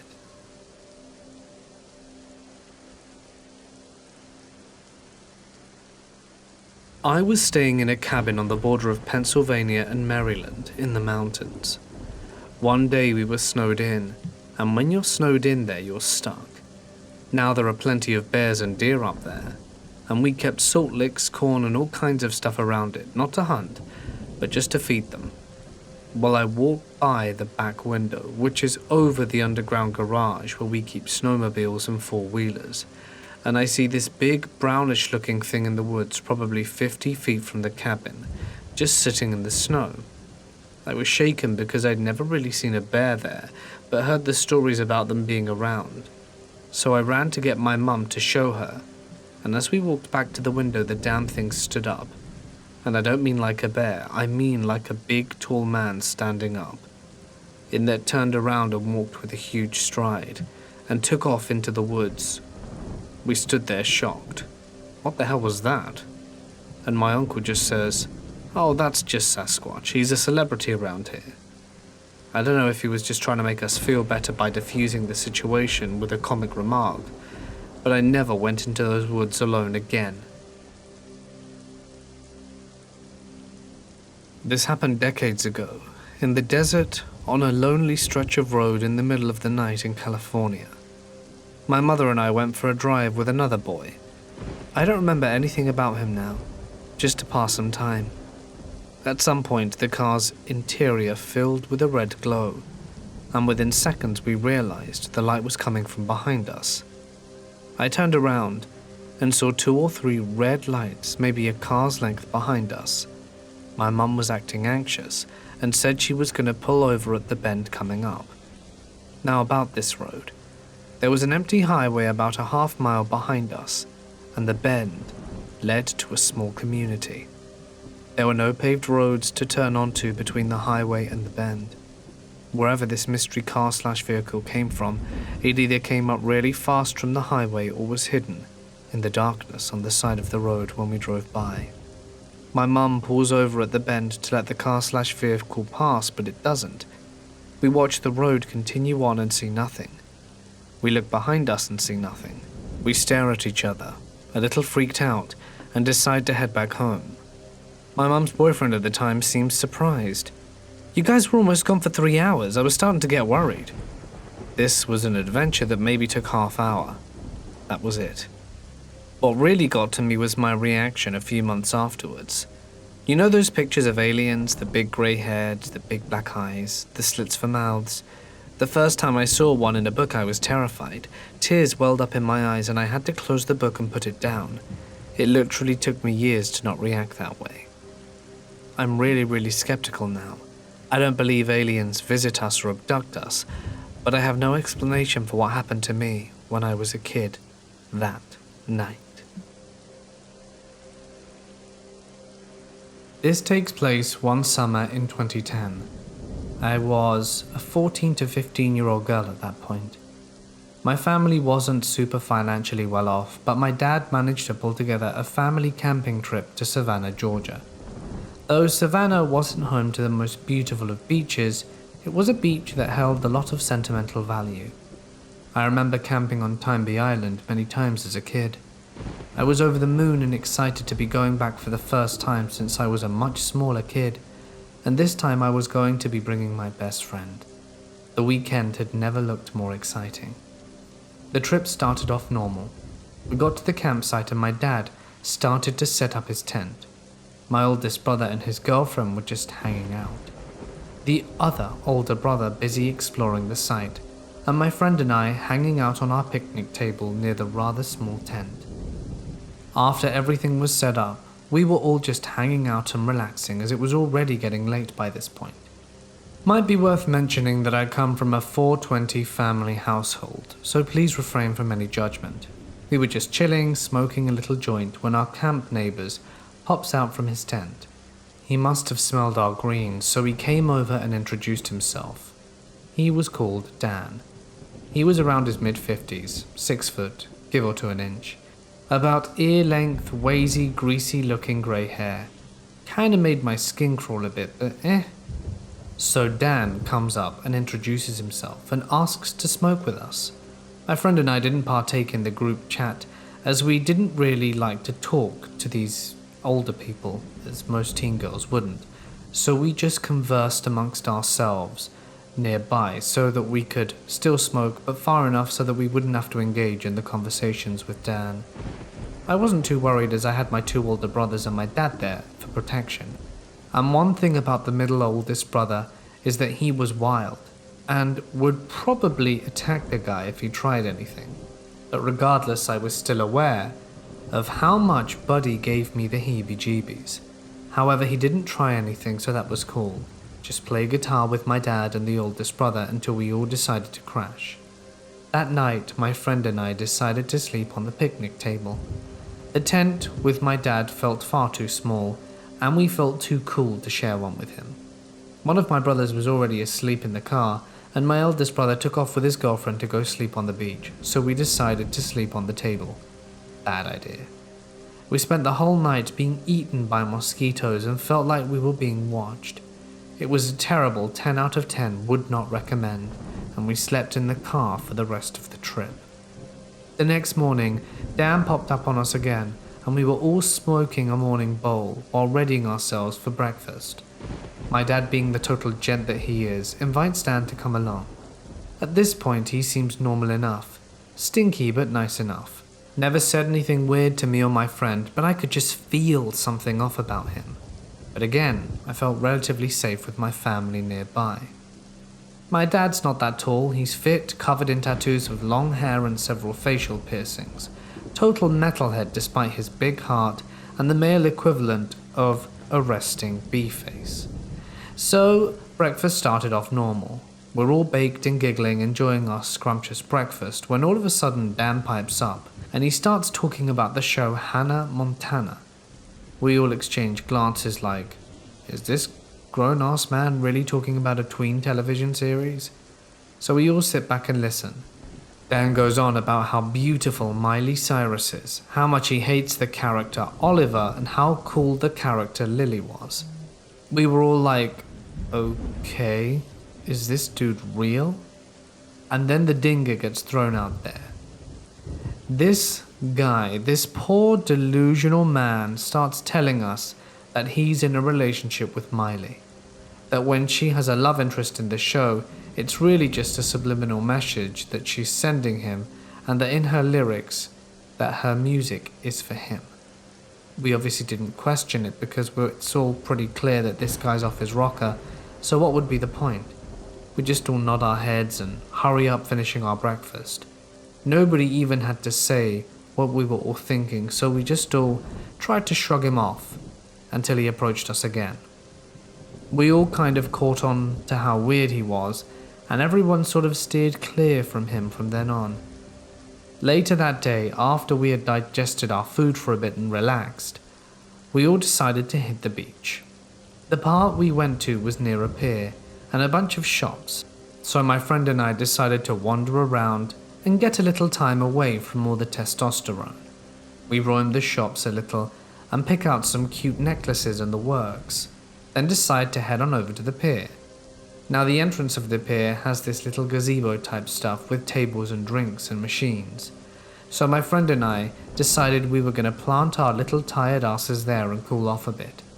We're chilling, talking about the normal teen stuff when I spot Dan sitting a few tables behind ours. My friend was sitting with her back towards Dan's direction, so I quietly let her know that Dan was there watching us and that we should skedaddle. We get up and start heading towards the beach.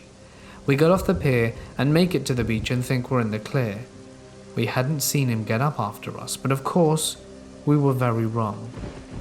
Not long after entering the beach part of the area, we peep and he's wandering behind us, not too close, but close enough that it's blatantly obvious that he is indeed following. So we silently come up with a plan in case he gets a hold of us. We agree that we would jump him if he tried anything. We were 2 small teen girls, but my friend was a crazy little Gemini who has been doing kickboxing classes regularly for years, and she could 100% roundhouse kick him very hard, and he wouldn't expect it. So she made me feel brave and unafraid. The best kind of friend to have in a situation like this.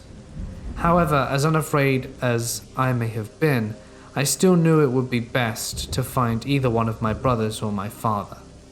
Fortunately for us, we saw my brother and his girlfriend relaxing on the beach not too far ahead, so we hurried up on over to them and Dan veered off elsewhere. Once we were sure he was gone, we started telling my brother and his girlfriend that Dan had followed us. They were clearly bothered, but just told us to stay near and to keep an eye out. And to let them know if anything weird happens. And that was that. No idea if he wanted to snatch us up or simply follow us around. I don't recall seeing Dan again that night or on our last day there. His gear was gone by morning, and we all breathed a sigh of relief because, let's be real, however sad it may be that he was very clearly mentally ill, Dan was weird, and we were all pretty stoked to spend our last day without him. Our last day was great. We had a blast and Dan never returned, so we packed up, waved goodbye to Savannah, and were all laughing and discussed the crazy stuff that Dan had said on the trip. We could all agree that this seemingly super nice and normal middle-aged man had given us a trip to remember. So after about a week of being home, my dad watches the news. When guess who pops up on screen? You guessed it. Headline: Miley Cyrus's stalker arrested in Savannah, Georgia after trying to gain access to studio or something along those lines. It was 100% him. No mistaking, as they said his name and listed our vacay weekend in Savannah as the time of his place of arrest. And of course the picture solidified any prior doubts. It was him. So during that weekend when he wasn't with us, he was actively stalking Miley Cyrus and was arrested for trying to get into the studio or whatever she was filming. And this is why he wasn't there on that day. So we decided to Google him. Turns out it wasn't the first time he'd been arrested for stalking her. He had been arrested a couple of different times in different states and had been following her around the country. He genuinely believed they were in love, and we found a video of him on YouTube being interviewed by some news dude, different incident from the Savannah arrest. Dan was talking about how he was there to see Miley, and he was going to ask her to marry him. He looked so jittery and excited, like someone who was truly excited to propose to the love of their life. I think that part is what weirded me out the most. He really and truly believed in it with all his heart, and that, my friends, is terrifying to say the least. So there you have it, internet dwellers, the story of my camping trip with the official Miley Cyrus stalker.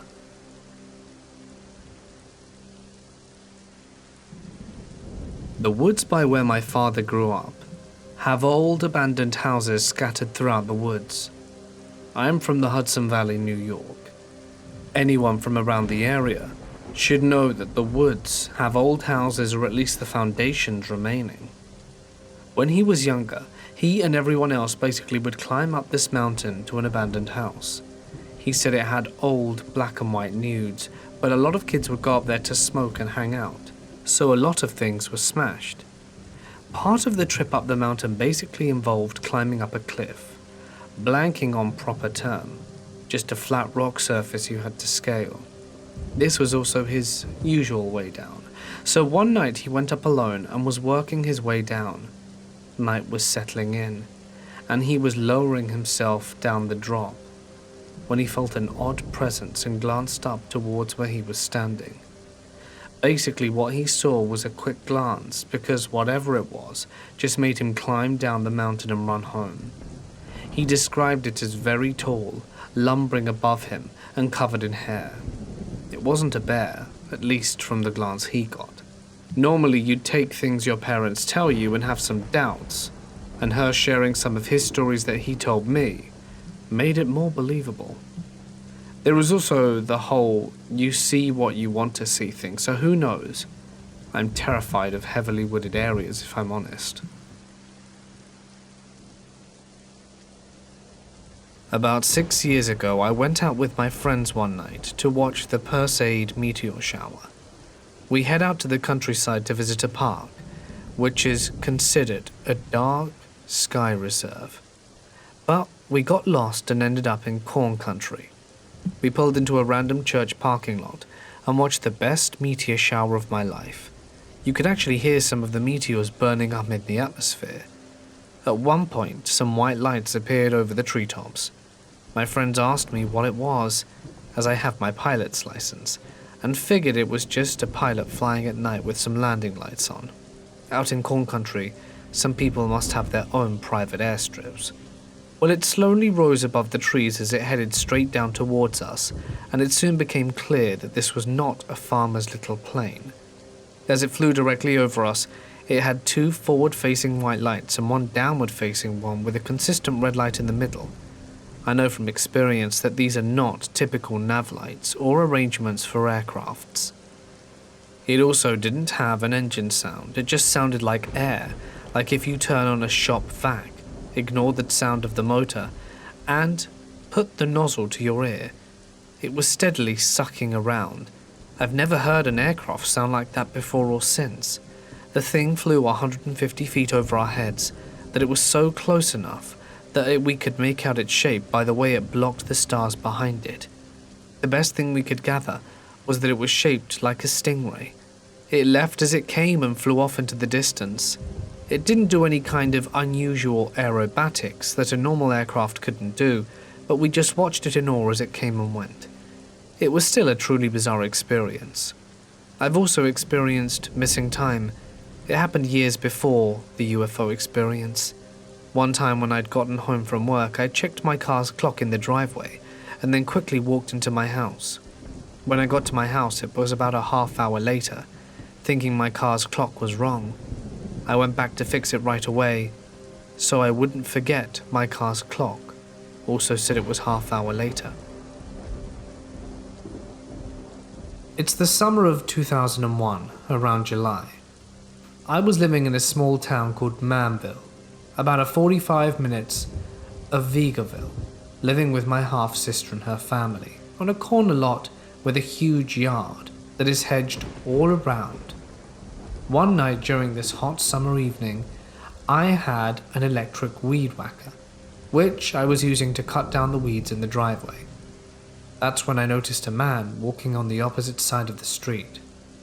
But he wasn't like any man I'd ever seen.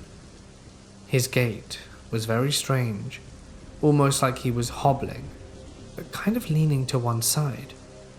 Red flags were going off, and my mind told me something was amiss. I didn't ignore it. Something was very different on this evening. He was dressed in a brown trench coat with a brown fedora on his head, as well as black sunglasses. I don't know why, but he caught my attention, and all I remember is he, or it, was looking at me as it went by. I'm not sure. I finished the yard and proceeded to put the weed whacker away with the cord. I thought this would be a good night to camp in the backyard in an orange tent. It was roughly 10:30 to 11 at this point. The sun had pretty much gone down, and I had my CD player with me for music to listen to. A little round of dance music as I laid there and started to listen and relax before I fell asleep, until things around me were making noise. It sounded as if someone was walking nearby, perhaps. As I lay in my tent, I remember hearing the clicking noise, like on the movie Signs with Mel Gibson. I start shaking and tremble, and I have to tell this story nearly crying. At the time this happened, my sister and brother-in-law at the time were all asleep. This alien, now that I think about it, was grey. I only saw the skin. You see, I was laying in my orange tent, and there's a little screen window on the side at the back. Then the face all of a sudden pushed its way into the tent. I saw the head. It was large and grey, and it had huge eyes. I couldn't say anything or move. I managed to squeak out a "hello," and there was no answer, just a clicking noise.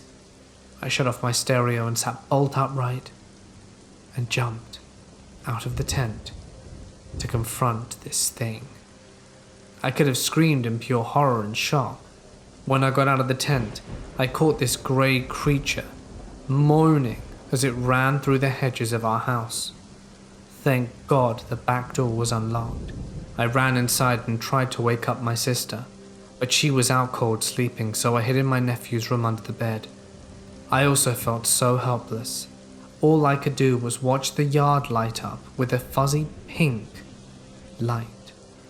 By the time I fell asleep, I made sure the doors were locked and the windows too. listening to this alien run around the house, the pitter-patter of its feet in the grass. I don't know where it went. I don't know if it ever returned to the yard, but that night was the scariest of my life. I never want to meet this creature again, and it makes me wonder what would have happened if I were actually asleep. I doubt I'll ever meet it again though, thankfully.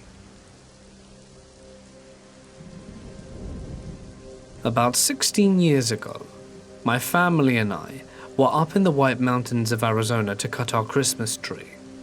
My dad was driving our truck with my grandpa in the front seat and my mum and sister in the back. I was in the bed of the truck along with our family's German short-haired pointer. We were driving along a forest road, and all of a sudden my dog starts barking and growling. So I look to see what it is, thinking it's maybe a bear or mountain lion. What I saw was a tall dark figure walking parallel to the road about 60 to 70 yards away. I yelled at my dad to stop the truck.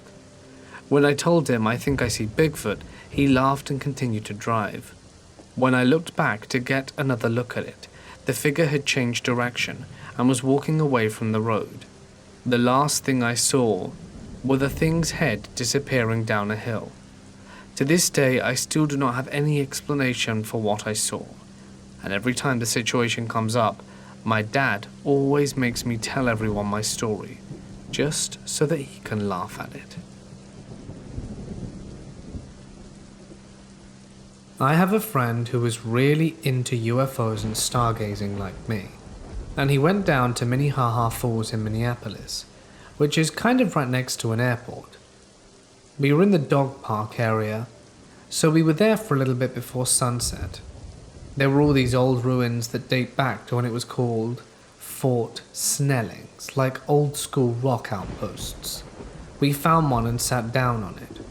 We hadn't seen each other in a few years because I moved out of state and we were only just catching up. By this time, it's night out, there are tons of stars, and we're smoking while stargazing. As we're looking, we see this really bright star, or planet we think. We're guessing as to which star or planet it is. We stargaze a lot, so we kinda knew what's what. We watch it for about 5 minutes. It's not moving, so we go back to smoking and chatting. 10 minutes later I look back, and the light is gone from the place in which it was. Then I see this super bright light coming through the tree line, and it's over the Mississippi River. It was like going back and forth almost, like it was messing with us. Like we would move left to get a better look and it would move right. Then this happened. We were in a field area and there's a bunch of trees separating us from the river, with the light directly over the river, when all of a sudden we see this super bright light come up from over the trees. One super bright light on the front of the craft, which was acting like spotlights, like it was going back and forth scanning the ground. So the spotlight in front of two dimmer lights is going back, so basically a black triangle, probably less than 100 yards away, completely silent to about 40 to 50 feet long on either side. So it comes over the tree line, scanning the ground, and we're freaking out, and I say, we're totally gonna get abducted now, dude. We're shaking. So then the spotlight lands on us, and we could feel the electrical pinches and goosebumps. Once the lights hit us, they cut off, and it was just 3 dim lights on all 3 points. It slowly turned away from us, and we could see, like, this exhaust coming out the back, that I can only describe as a billowing, invisible rainbow. It looked like if you were to drop oil in water, you get that kind of iridescent rainbow look. It slowly flew away from us and flew over the airport, the wrong way, made like an X with the runway. We watched it slowly over the horizon, sit there for a while, and then went out of eyesight. By far the craziest UFO I've ever seen. It's really strange though, because that week in Minneapolis, they were supposedly doing test flights for stealth bomber planes. But this was no stealth bomber. Even those make some noise, especially that close. We looked up videos for the specific plane that they were testing, and it definitely wasn't that. I honestly think they were probably man-made. Probably military. Right? I grew up being a huge believer in UFOs. As I've gotten older, I've become more of a skeptic. However, I do have a quick story to share about a strange experience. This happened probably around 3 to 4 years ago. I can't remember exactly when. Me and my friend do photography on the side, so one night we decided to head up to a place called Mentor on the Lake in Ohio. This area is located right on the shores of Lake Erie. It was nighttime, as we were trying to do some night photography. We headed down about a 30-foot hill to the shore. We walked probably a quarter of a mile west on the shore, eventually reaching some sort of old stone foundation. We decided this was a cool spot to shoot. The hill behind us was even steeper now, and filled with sense trees to get some kind of eeriness. There was a lot of light pollution because if looking north out on the lake, Cleveland was to the west. Anyway, about an hour in we started noticing something strange. Directly north out over the lake, a tungsten orb appeared out of nowhere. At first, being the skeptic I am, I thought it was one of those Chinese lanterns, but realized that's impossible unless someone was sitting on a boat on the lake with their lights off illegally, releasing this candled. I obviously ruled that out when the light slowly started floating our way. Then I'm like, okay, it's just a plane. We were going to find out anyway, because it was heading directly our way and was going to float right over us. So this is where it gets weird. I got to the distance where we knew it wasn't a plane. There was absolutely no blinking, and you could tell it was low enough to where if it was blinking you'd know. Right as it's about directly over us, the lights slowly started to dim out. There's not a cloud in the sky. When I saw that light start to dim out and eventually disappear, I had an overwhelming sense of fear. It was just so creepy. The night went on, and we were shooting for another half hour or so, still glancing up occasionally just to see if it comes back. And suddenly it does. I didn't see it appear, but it came fully lit from behind the trees that were behind us on the shore. It floated slowly back out above the Erie water where it came from, and eventually slowly disappeared just as it had done earlier. I don't know what that light was that night, but it is definitely one of the creepiest and most interesting experiences I have ever had. I was in 3rd grade, staying in a small cabin with my family.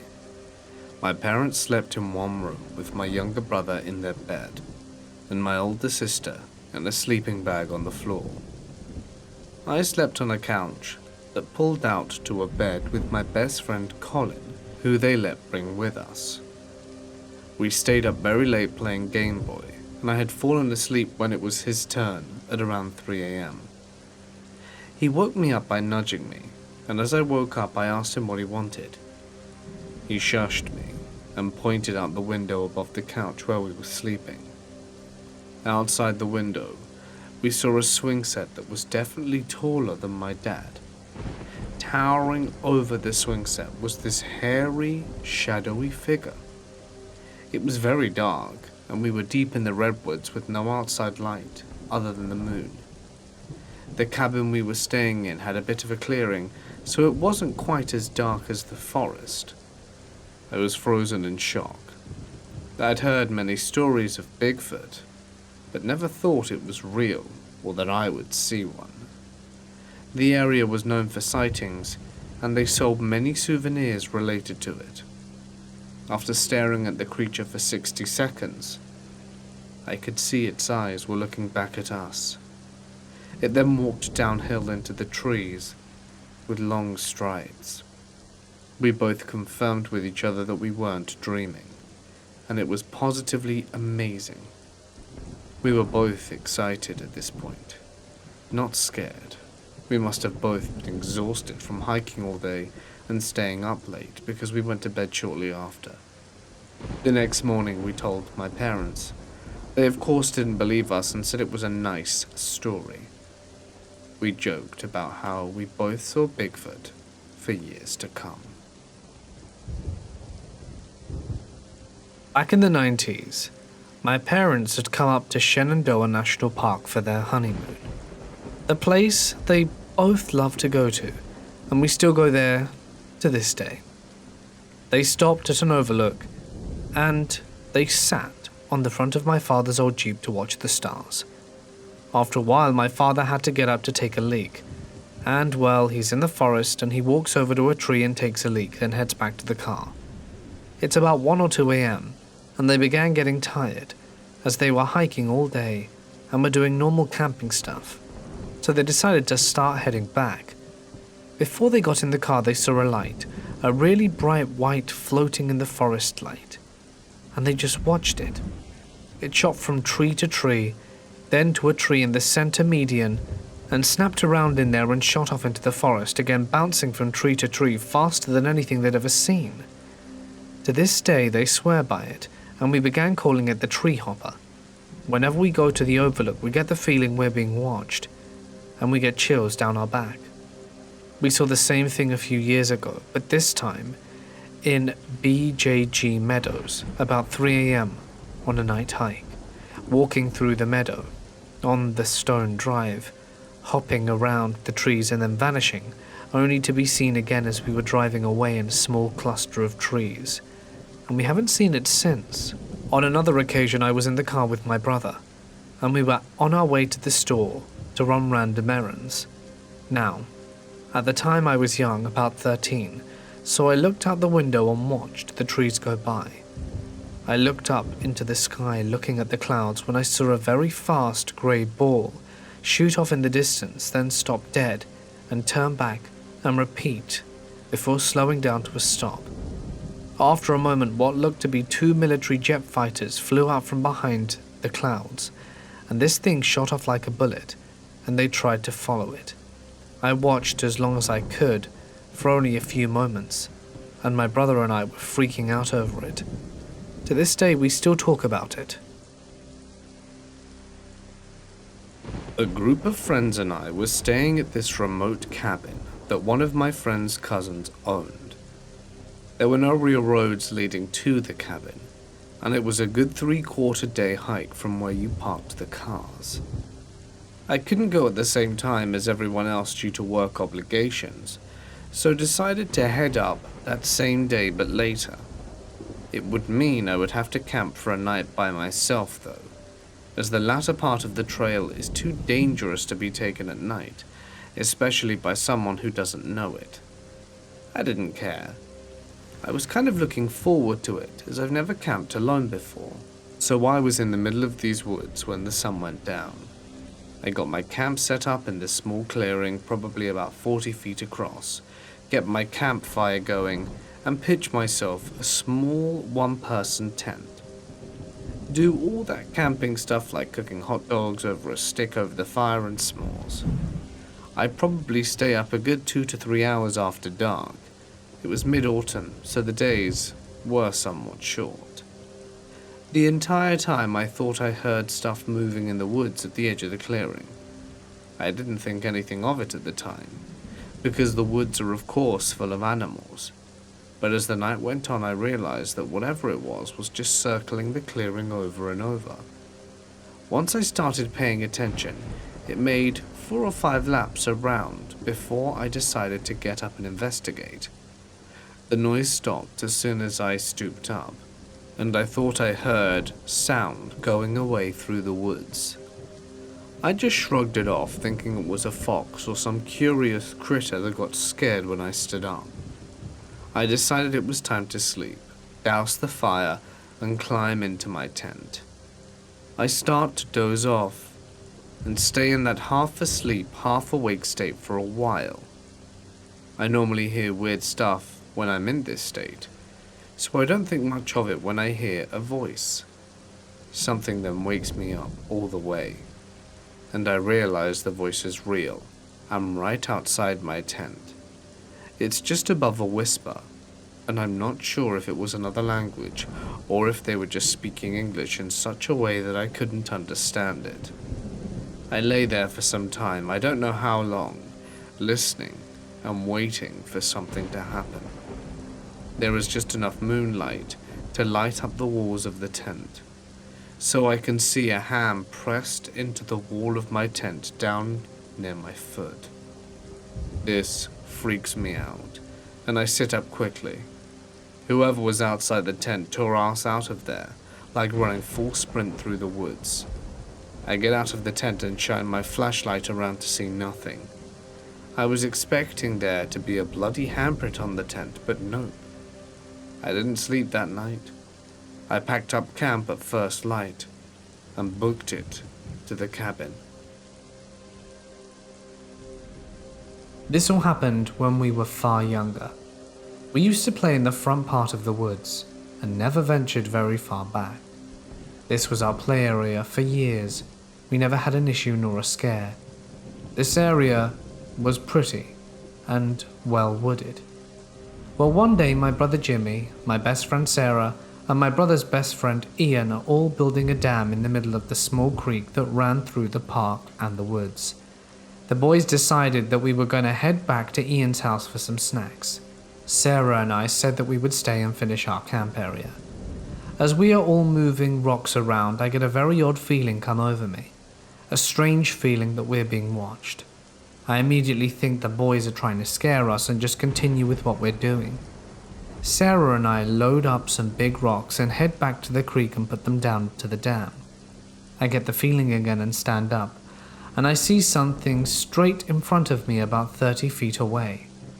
I can't make it out because it's behind a bush, but I see a pattern of red and blue. I know that nothing the boys have looks like that. So at this point I'm trying to focus on trying to figure out what it is. As I'm scanning up the bush, I start to realize it's a clown, and I kid you not, my heart started pounding immediately. The clown in my eyes lock. He's wearing a red and blue hat and a reverse patterned blue-red jumpsuit. I grab Sarah's shirt and immediately pull her upright as she notices the man.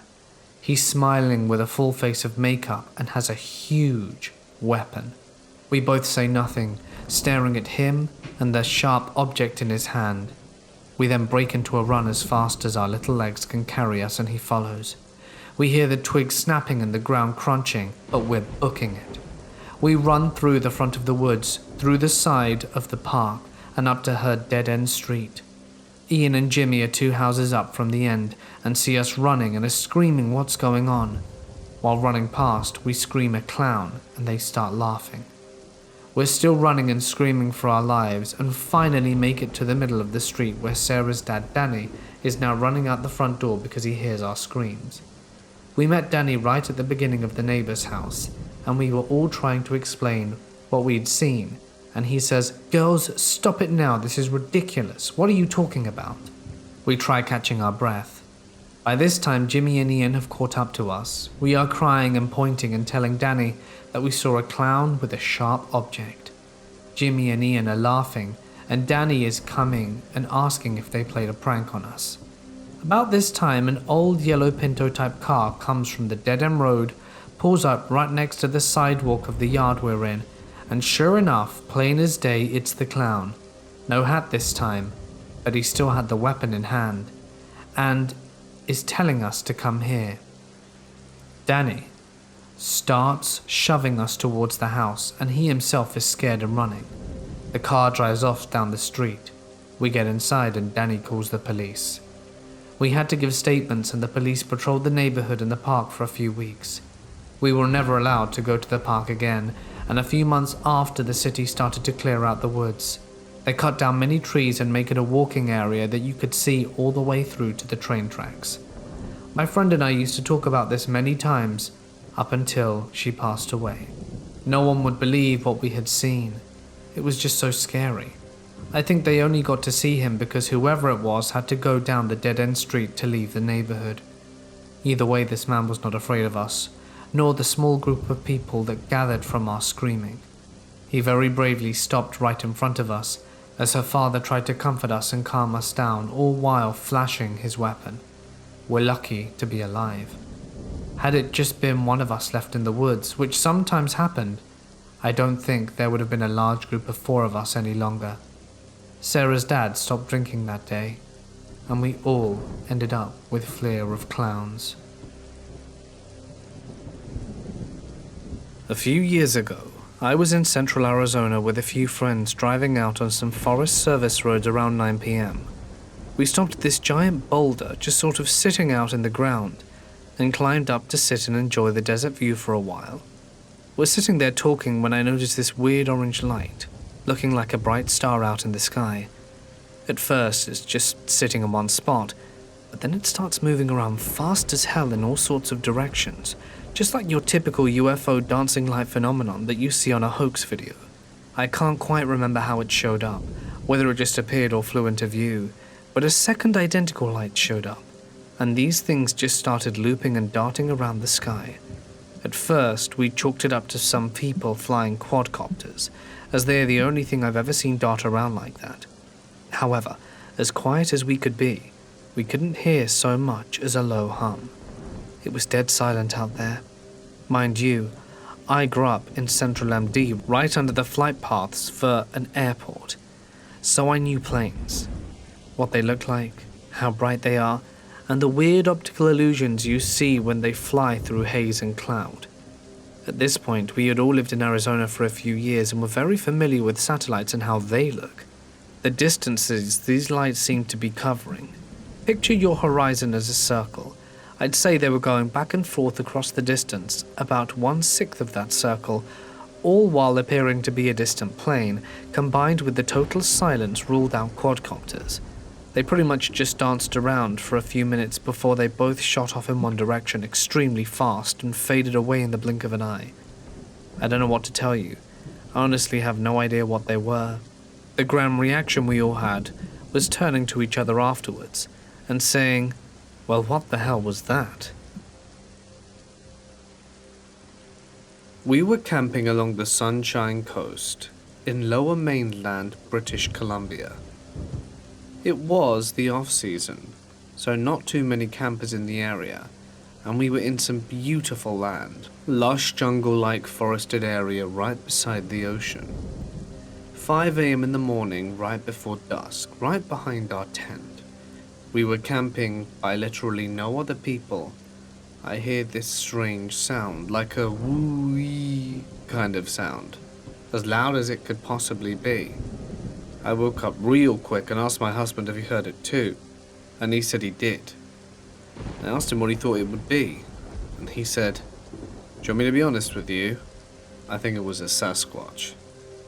I'm like, there's no way, and started thinking about all the animals in the area and the different calls they would make, and I'm a pretty avid camper and live in the country, so I recognize plenty of different animal calls.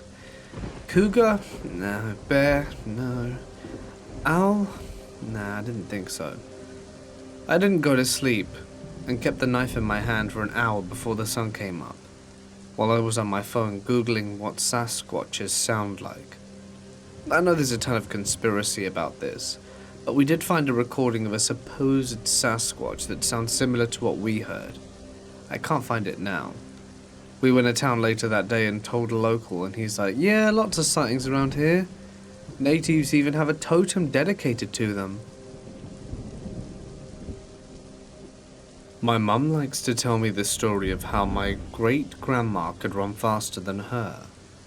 Apparently they were going fishing in the creek, about a mile or so behind my grandma's house, when they started smelling some rotten smell and hear splashing. They turned the corner and saw a large, humanoid creature covered in dark hair splashing around and having a good time. They dropped the poles, and Grandma beat Mum back to the house by a good 100 feet. They found several deer carcasses gutted around that time as well. Also, we live in Illinois, so probably not a bear. More likely, a Bigfoot or Sasquatch. I am now 26. But when this strange incident took place, I was only a child. I can't remember exactly how old. I had to be 8 or younger, and it happened twice, not too far apart from each other. This was at a time in my life when I knew next to nothing about aliens or UFOs. I was aware of the science fiction genre, thanks to certain movies my parents watched from time to time, but I was not aware that aliens and UFOs may actually exist, then compared to now. Which would make my story that much more strange, especially since we're talking about something that happened in my childhood. I remember it being nighttime initially, and naturally as a child I had a certain bedtime. That said, with bedtime you can imagine children being prone to having nightmares. I was a bit restless trying to sleep, but when I do appear to fall asleep, that's when the strange stuff happens. I was appearing to be sitting on a concrete black top. There also appeared to be baseball hoops sitting at the edge of this black top.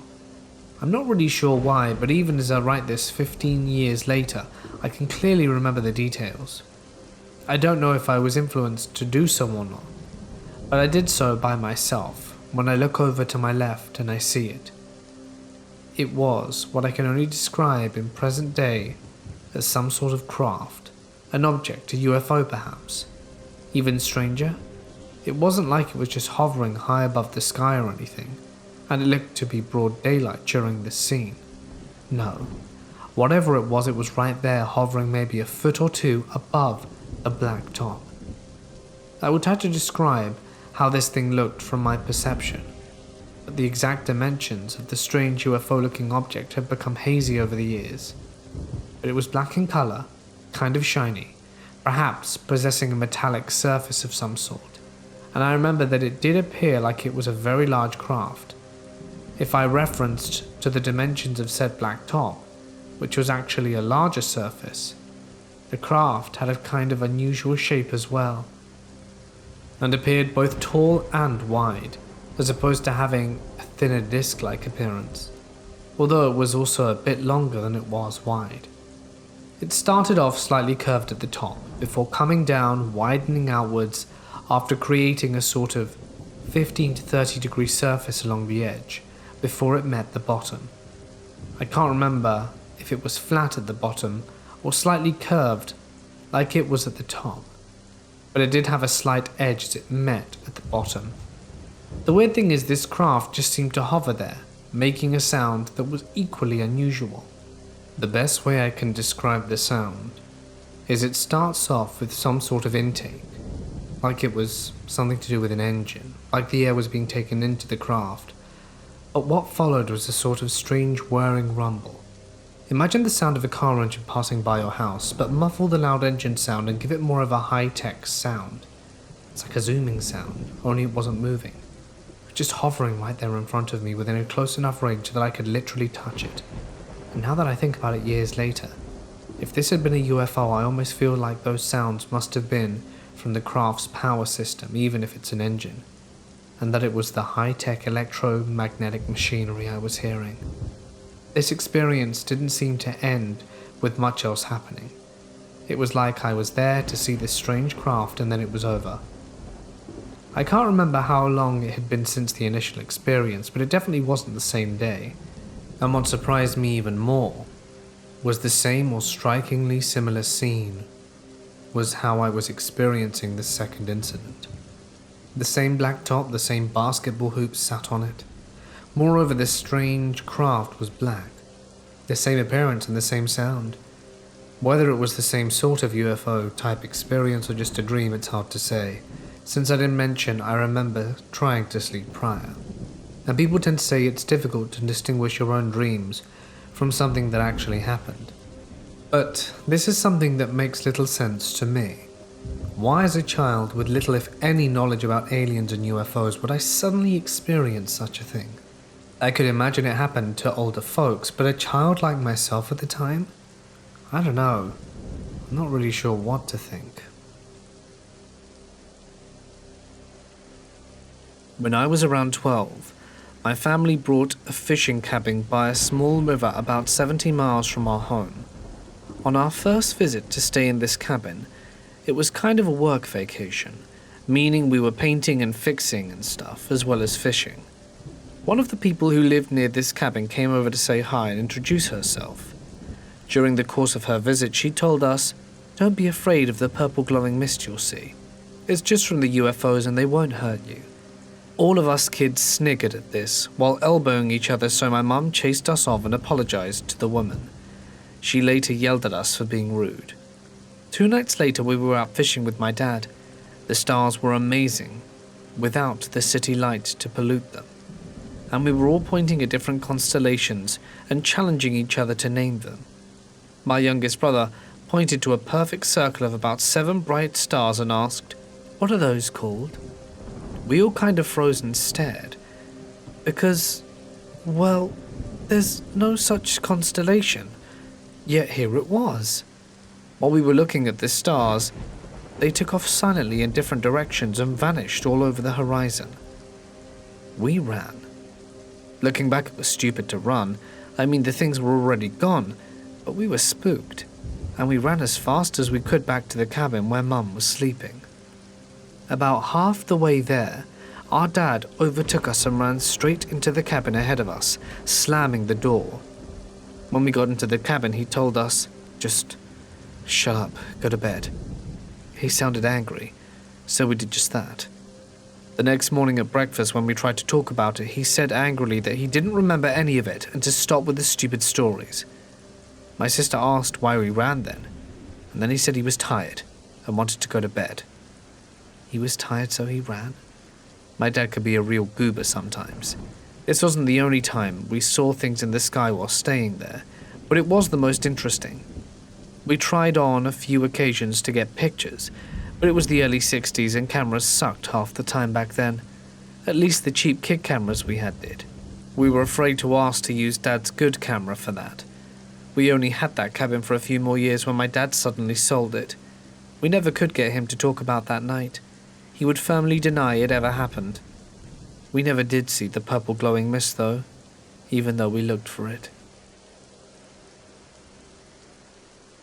When I was about 5 or 6 years old, my mother, father, grandmother and I went to this restaurant out in a semi-remote location, which has since been turned into a factory area. But at the time it was a log cabin type restaurant backed off the road in the woods. My father is a really big talker, and he'll pretty much have a conversation with anyone if they got him talking. He was closing up a conversation with this guy who he went to high school with and hadn't seen in a long time.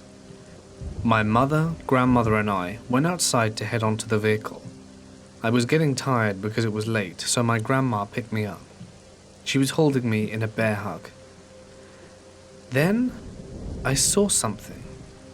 A very tall figure, illuminated probably 7 to 8 feet tall, completely covered in blonde hair, sort of like Cousin from the Addams Family movie, but with more noticeable features. I just said to my granny, "It's a monster." She turned around and saw it too, and we began running towards the car. About this time, my mum noticed it as well. It didn't come towards us, it just turned and stared.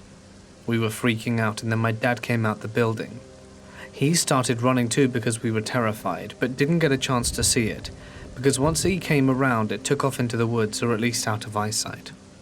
I know Bigfoot seems like a hard pill to swallow, but I saw something that night. I know I was a child, but we all saw it. And my mum and I talked about it for the first time in years today because we drove by the place the restaurant used to be at. And she described it exactly how I remembered it. I saw something crazy with my parents inside and directly outside my house when I was a kid. I grew up in a nice suburb in the Midwest. I was the firstborn, and one night when I was about 6, I was sitting on the couch watching TV with my parents. It was dark outside, and we lived in a typical ranch-style 3-bedroom home. The south side of the house had the bedrooms off on one straight hall leading from the living room that we were watching TV in. We noticed a light coming from the bedroom at the end of the hall, which was strange because the lights were off in that part of the house. So we looked at what appeared to be a 1 foot by 1 foot sphere, if bright light was illuminating the room, which at the time was my bedroom.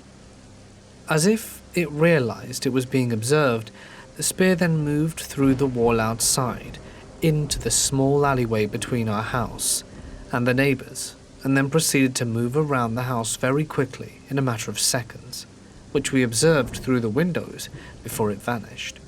Please also note, it passed through or over 2 6-foot fences in doing all of this. All of this really scared our dog in the backyard and became vocally scared. My parents freaked out. My dad grabbed his revolver and a flashlight and stormed outside but found nothing. It had recently rained and there were no footprints or anything. I've talked about this with them as an adult, and it's kind of a family legend, but they don't really like to talk about it. It logically sounds like ball lightning, but my dad is convinced it was an extraterrestrial, while my mother, being more religious, think it could be an angel. But I am unsure on what it could have been. My cousin and I were heading home from Montana, through the Black Hills. I had picked out a spot to camp at, and planned on just setting up camp in the back of my truck and sleeping, so I could just set a pin for what looked like a dead-end road to sleep at. We pull up onto the main road and get to the spot probably 2 miles back, and we notice there is a logging operation going on. So I pull off the side in case they're going to be working on a Saturday, and I shine my light around the perimeter and we don't see anything. So we're setting up our bed, and my cousin hears this bang that sounds like someone is smacking a stick on an excavator beam. Whatever hard metal was out there, I suppose. And so he looks at me and says, "Did you hear that?" And immediately after saying that, we hear a second bang and decide to get the hell out of there, so we pack our stuff up and drive by the area where we heard the noise. So I pull up and open my windows and shine my flashlight at the area, which is a hill, and see 2 sets of eyes. The space between the eyes were probably 6 to 8 inches apart, and they were both clearly looking at my vehicle.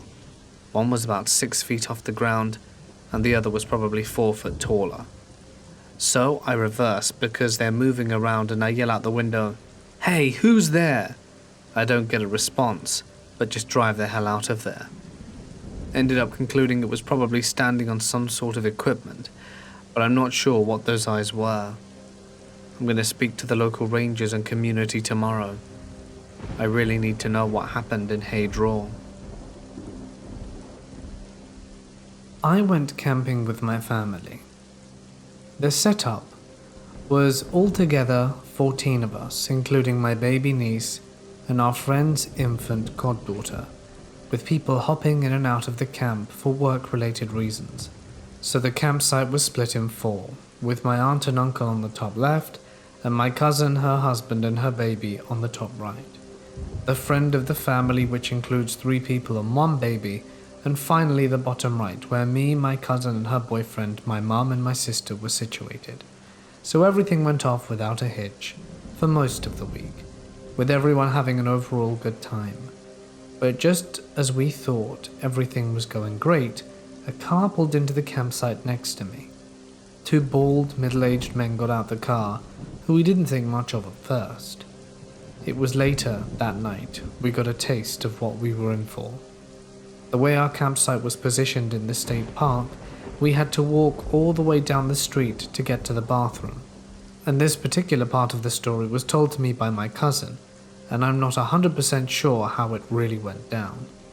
So right as we were going to bed, my cousin, her boyfriend, and my aunt were all walking to the bathroom to change, when they were met with the sound of an agonizing scream, with one of the 2 men at the end of the road punching himself in the face while screaming at the top of his lungs. Needless to say, they decided to turn around and go to a different bathroom. So the second experience happened to me when I woke up at 9 a.m. to the sound of the 2 men having a decently loud conversation. I had just woken up and the details were a bit fuzzy, but I vaguely remember them talking about how the FBI doesn't have anything on them, and how the government is making AI judges to destroy our children. Now all of this sounded crazy, and to be honest, I got a little chuckle out of it at first when I originally heard it. It was only when I walked to my aunt's campsite to eat breakfast and were hearing my cousin's story that made me start to realize that there was something seriously wrong with these people. My mum also had something strange happen to her. Right while I was helping my mum take down our tents to pack and put in our car to leave for dinner, I went to my aunt's campsite to get some water. My mum apparently heard one of the men say how he wasn't interested in sexually assaulting a woman of color. But imagine that phrase said with all the appropriate profanities instead. At this point, we were both disgusted and deeply disturbed. We had started to assume that these guys were both some sort of schizophrenic neo-Nazis. However, that was not all. Halfway through the day, one of the guys left the campsite with the car to go do something, and me and my mum, thinking both of them were gone, saw it as an opportunity to go change our clothes. However, on our way to the bathroom, we once again saw the second man walking towards his campsite. We thought we were all good and walking back, thinking with no one to talk to, he would just be quiet and go about his day. Well, right as we thought that, we hear him screaming at someone at the top of his lungs, and as we walked by to the campsite, we noticed something. No car and no other guy. The man was screaming at absolutely nothing, and I have no idea why, but it absolutely shook me to my core. This happened in Thanksgiving of 1992. I was on the 8 East Freeway between San Diego and Yuma. I know we were driving for a while, but I'm not exactly sure as I had completely zoned out into my Game Boy and was putting my work into Boxhall. It was around 6 at the time in the back seat, while my aunt and grandma were in the front chatting. I decided to take a break and lay on my back to stretch my cramped legs, and that's where I saw it. In the clearest, most beautiful and cloudless sky was a single platinum ball, silently floating, then vanishing, only to find it hovering in an entirely different part of the sky. No acceleration or deceleration was observable. Simply a solid ball or disc 1 second, then it became a straight line, and then it was a solid object again at the end of the line. Not a transformation, but as a visual description, as how fast this thing was. I asked my aunt, "Mira tía, ¿qué es esa bolita?" which translates to, "Auntie, what's that little ball called?" She sadly ignored me with, "No puedo bebé, estoy manejando," which means, "Sorry little one, I'm driving, not now." Science-minded little me just assumed it was some kind of awesome human tech that I hadn't actually learnt about yet. Funnily enough, after I got a little older and told my aunt, she told me that she had her own much closer sighting in Mexico, and my dad too. Their sightings sound a lot more intense as it was at night, and they got to see colourful lights. But I was lucky enough to have seen what I saw, and it pretty much changed my outlook on the universe and what I consider possible in this reality forever.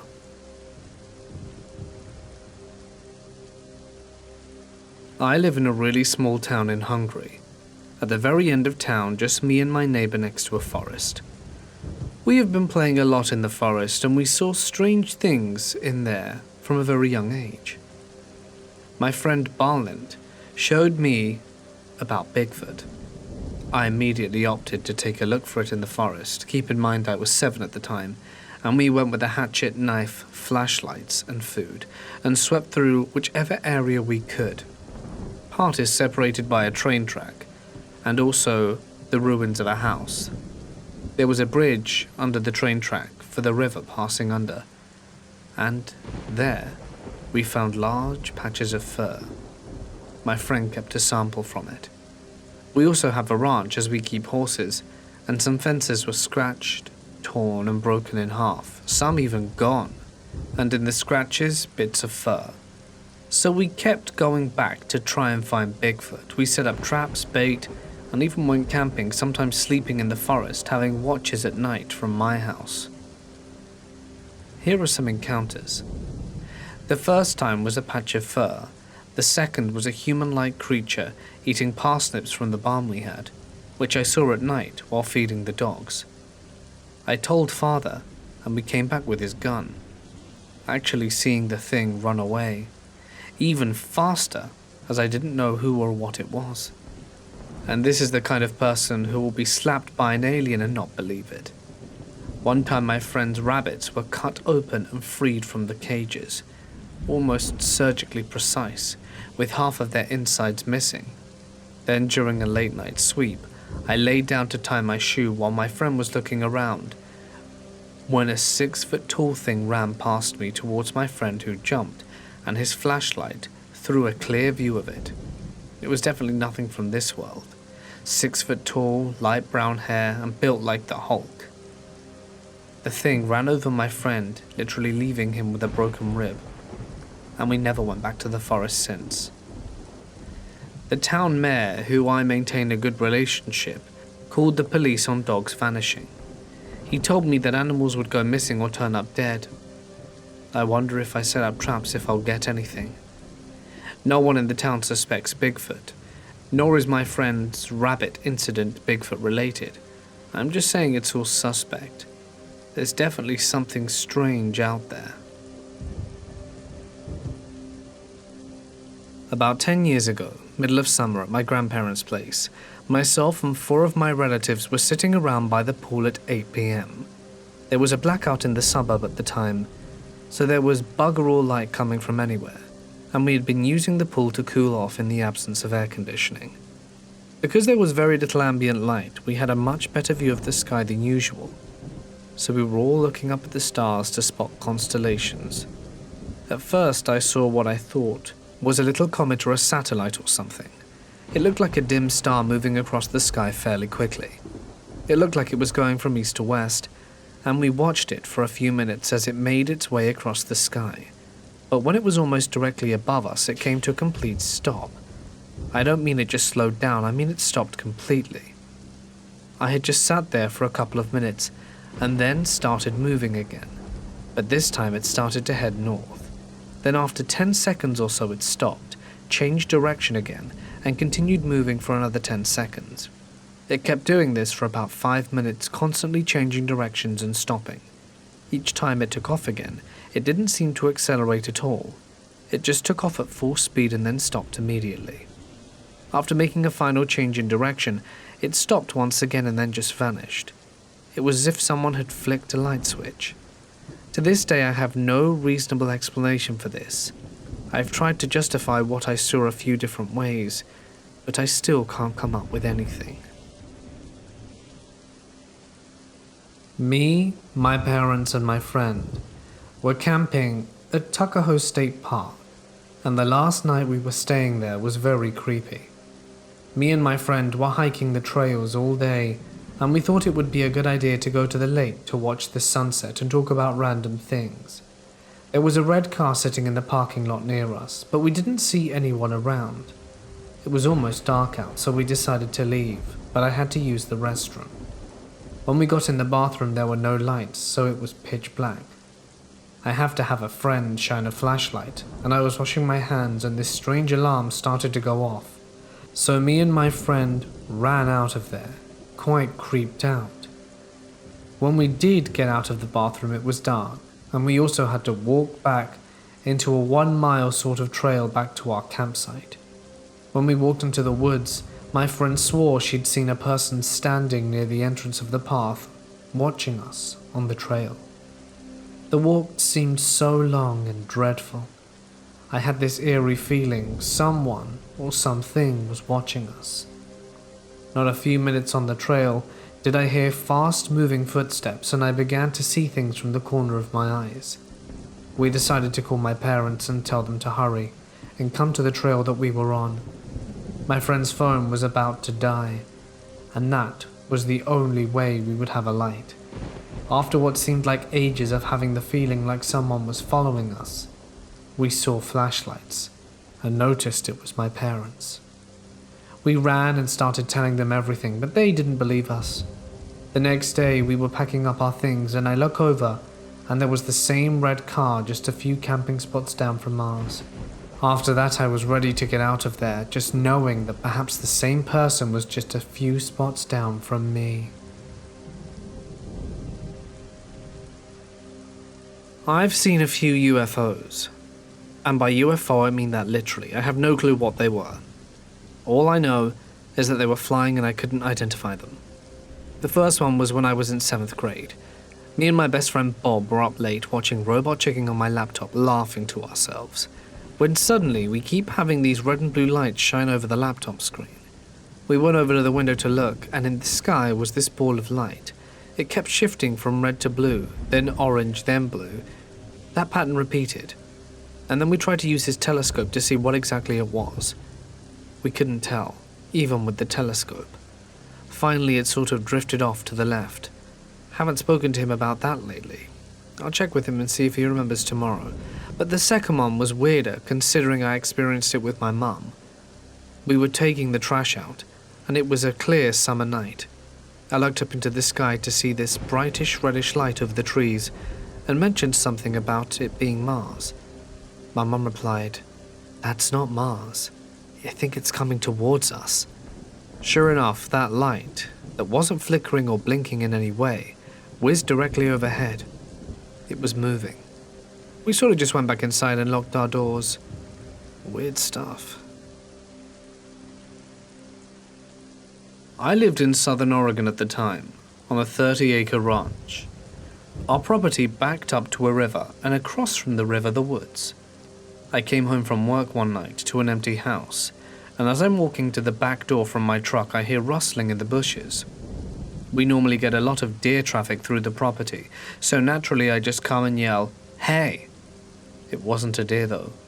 Nothing ran away. Instead I hear whatever it was come through the bushes, take 2 huge steps towards me, and takes breaths exhaling loudly and deeply, unlike anything I've ever encountered living out here. I froze up for a second, and the hair on the back of my neck stood up as I realized this thing was a lot bigger than I was. I ran inside, turned the spotlights on but didn't see anything.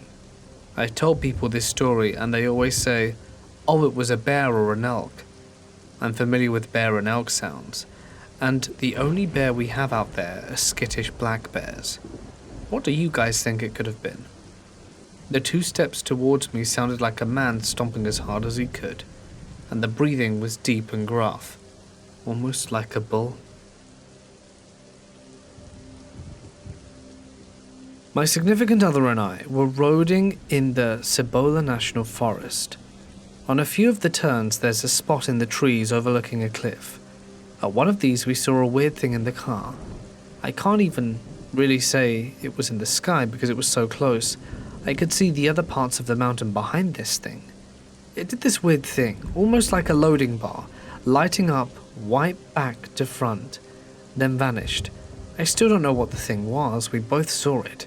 It had a wider back and went to a point at the front, and the front part curved down. It was terrifying the whole way out, because the road wasn't wide enough to turn around on, and there weren't more openings in the trees like that ahead of us. No missing time, nothing weird like that, but it was a good minute before either of us said anything. I've been back since, and it took months before I was willing to be honest, and I haven't seen anything like it since. Recently, my mum has been talking about me in my younger years, preschool to 1st or 2nd grade. I don't recall, but my teachers said, according to my mum anyway, that I was an empath when it came to the feeling of other students, taking their pain as my own. I've always been able to feel the room, the house, a class, like some people's bones hurt before a storm. I've always picked up on the bad before it happens. I am by no means an anxious individual. These events did not impact my growing up. It was just kind of something on the back burner. If it feels tense, I feel it too. My parents are not very emotional people. My father being a lawyer, and mother a fitness instructor. You know, those types. This has not been talked about with my parents whatsoever, in fact. I wanted to just say, it's childhood, and kids distort memories. But it is the feelings that make these memories so vivid. I want to stress that I loved where I grew up. It was far enough away and tucked into a little corner that my parents were comfortable with me being outside for hours doing as I pleased. I loved the area and the house I lived in. The house was white with pillars in the front, overlooking about an acre of land filled with trees that is sat at the very end of the cul-de-sac.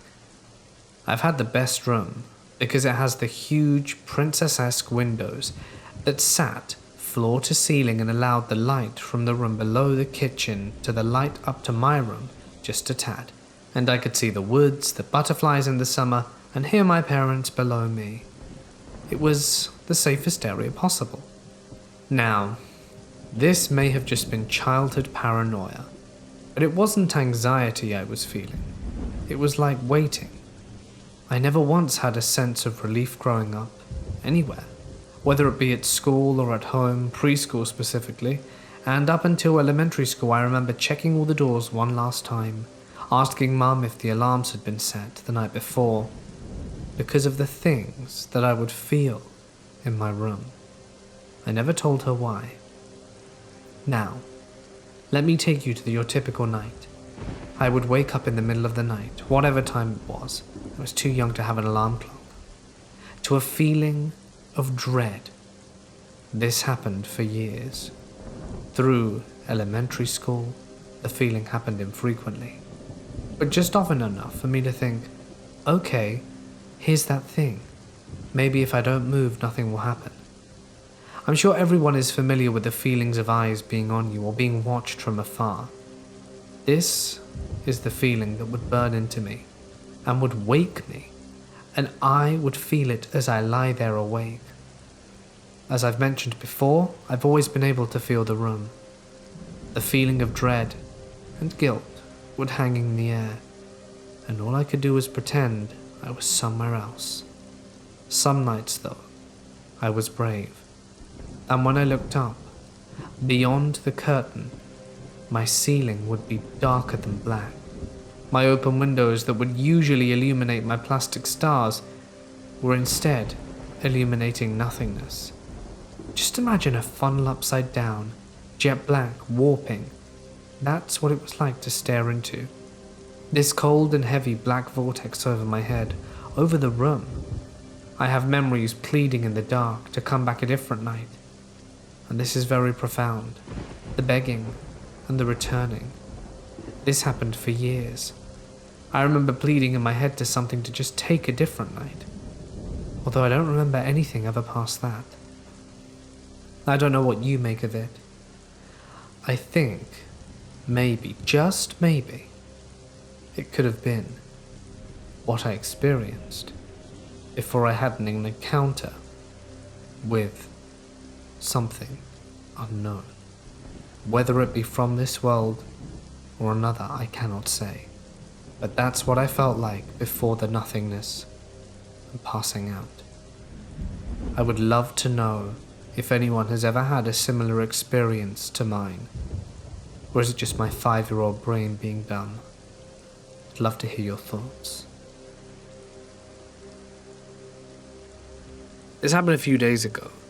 I was walking down the street in the dark to meet up with a friend that was walking in my direction around 8, walking down a major street, and I hear this weird whistling, and I keep brushing it off and kept walking, but I could tell it was getting closer.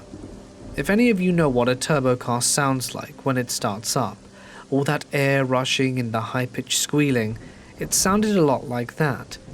I looked up and there it was, flying across the sky, low and fast, huge. It was somewhat see-through with a clear outline. A triangle with 3 dots. My first thought was, holy crap, it looks just like the pictures do in all the documentaries. I look around, there are no cars nearby. And I'm thinking to myself, man, I really have to be alone, no one's going to believe me.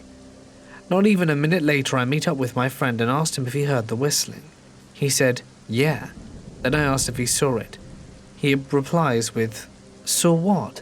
And I already knew he missed it, and he wouldn't believe me. I didn't go around telling everyone. Other than him, I haven't told anyone else. I'll honestly never forget seeing it. And now when I watch those UFOs, I'll have a stupid grin on my face. One day I'm driving through the city centre in the UK and stopped at lights in line of traffic. I was just looking around what was around me, looking at the buildings, cars, posters, when I noticed a really odd looking dude. I made eye contact and his face seemed wrong, like it was almost perfect. I don't mean perfect as in handsome, but it had no signs of aging or any history to it. His face had a light complexion, fairly pale, but not unusually, and as smooth as porcelain. Not a single dimple, spot, blemish, scar, or flush of colour. No facial hair apart from thin eyebrows that were perfectly level and mirror images of each other. They seemed too perfect for natural eyebrows. He had prominent high cheekbones and slender cheeks with a thin nose. He was facing the side of my car from across the street. We then made eye contact. It only lasted not even 10 seconds, but his eyes were just emotionless. A dull, pale blue, like doll's eyes. After this time, he turned 90 degrees on his heels and walked away in the opposite direction I was facing. When he turned, he had very defined jawline and chin. The slopes of his nose were also flat, and their overall body shape was tall. During this whole interaction, there was no emotion on their face, no color, or change at all. As soon as we made eye contact, it felt like it was a mistake. I had a feeling that I shouldn't have noticed him. It was unnerving. It looked to me as though I'd seen something that was only pretending to be a person, like a human-sized doll. I know hyper-realistic masks exist, but this was no mask. It seemed hard, like a shell. I don't know. Has anyone ever seen anything similar? All of this takes place on Vancouver Island. My name is Cameron. I'm 17. And it was about 2 years ago now, at the beginning of June. My friends and I went up to the island to go camping. We camped out on a sandy beach with the woods behind us. The first night there wasn't much activity. It was just the sound of waves, which was pretty calming. But on the second night, before we went to sleep, we were all around the campfire, when after a while we started to hear bats and got freaked out, so went into the tent and joined the others, and told scary stories.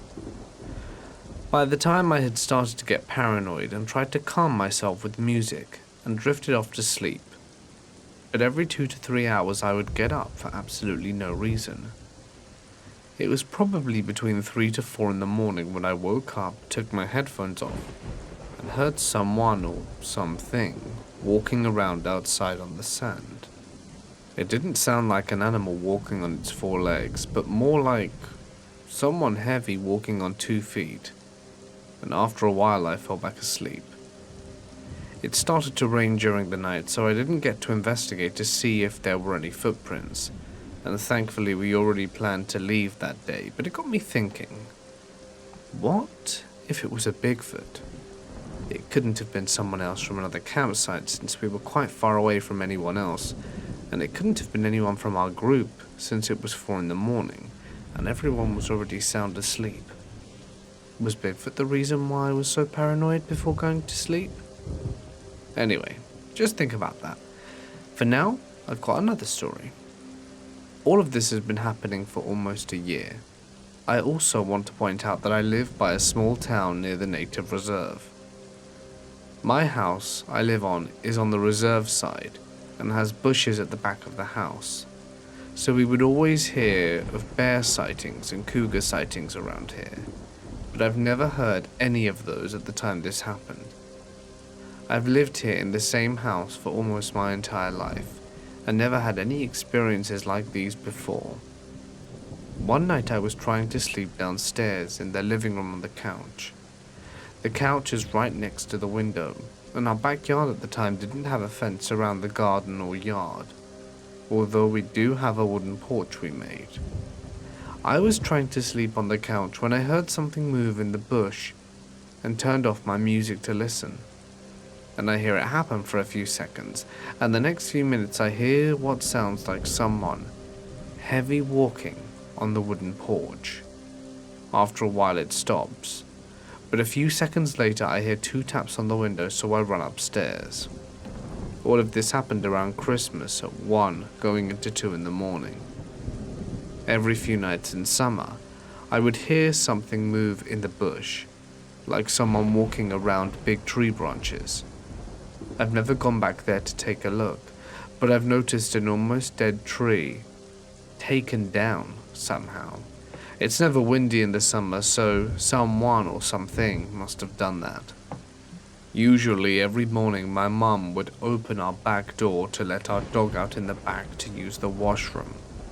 At this time, we have a fence around the garden and a yard and have 2 gates. One to get into the backyard that we can open from the side of the house, and one to get into the garden.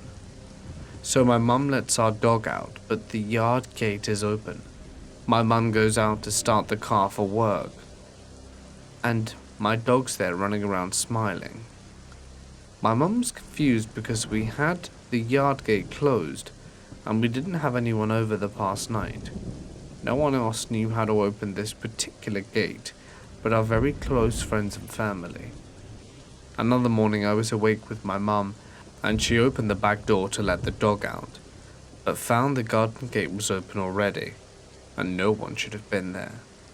A few days passed by, and I go out for a ride with my mum to town for some groceries. On the way back, I tell her about the noise in the bush.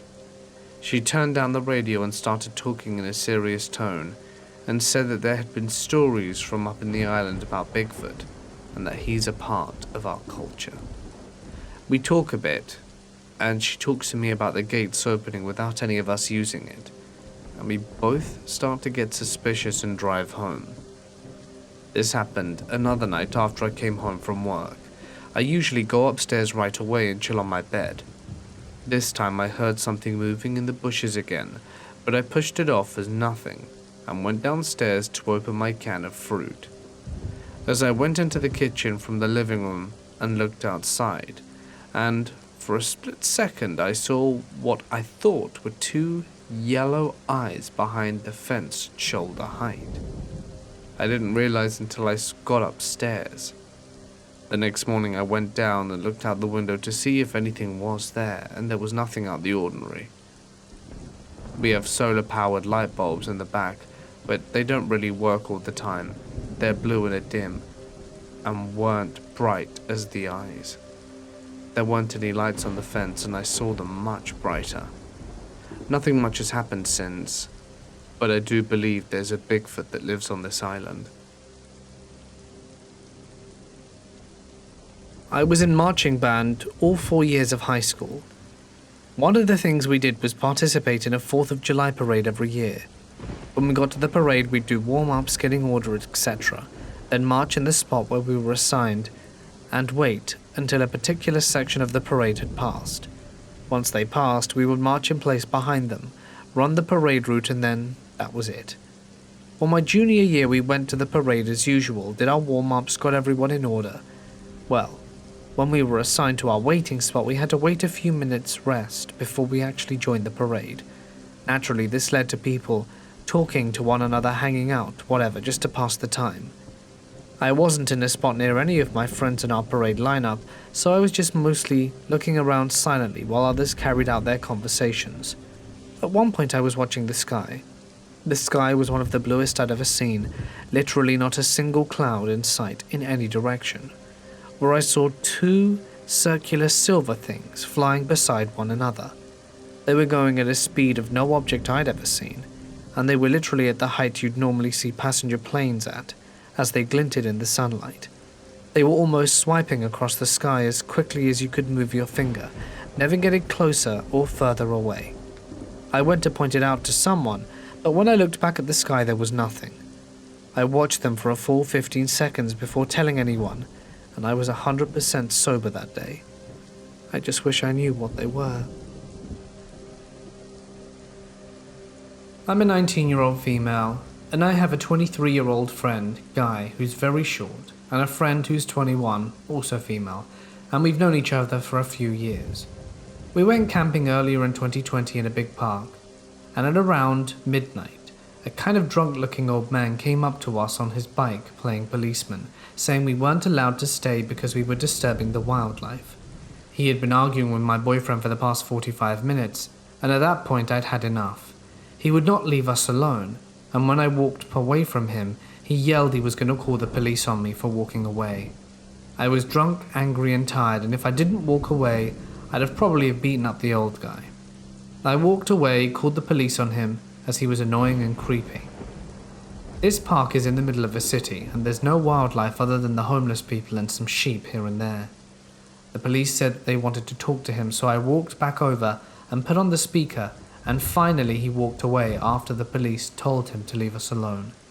The police said we were not allowed to be there, but they didn't bother. The policeman on the phone was very nice and understanding. It was my boyfriend and a good friend down to the park in a tent. Imagine a possibly drunk high old guy coming to you in the middle of the park, in the middle of the night and not leaving you alone. Of course I called the police, I didn't feel safe. The guy yelled at us for just having tent on a grass. He also tried taking pictures of us as some kind of evidence. Anyway, I really hope not to meet someone like that again.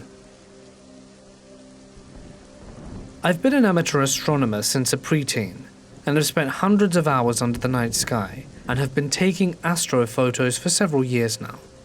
In all that time, I've seen a lot of cool and interesting things in the sky, but never anything I couldn't explain.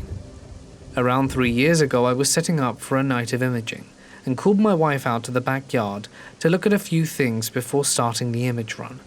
I was slewing the scope over the Great Globular Cluster in Hercules, when I caught a strange red-orange light, almost a point source, out of the corner of my eye, moving towards us from northwest to southeast.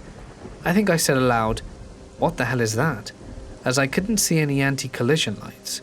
It was very bright and in the wrong place and moving in the wrong direction for the approach to the regional airport about 8 miles away. As it got closer, I saw another one further away and through the trees, which was soon joined by another. Both my wife and I just stared, stunned and slightly on edge. As for the next 20 minutes, these lights tracked nearly overhead, more than 24 of them.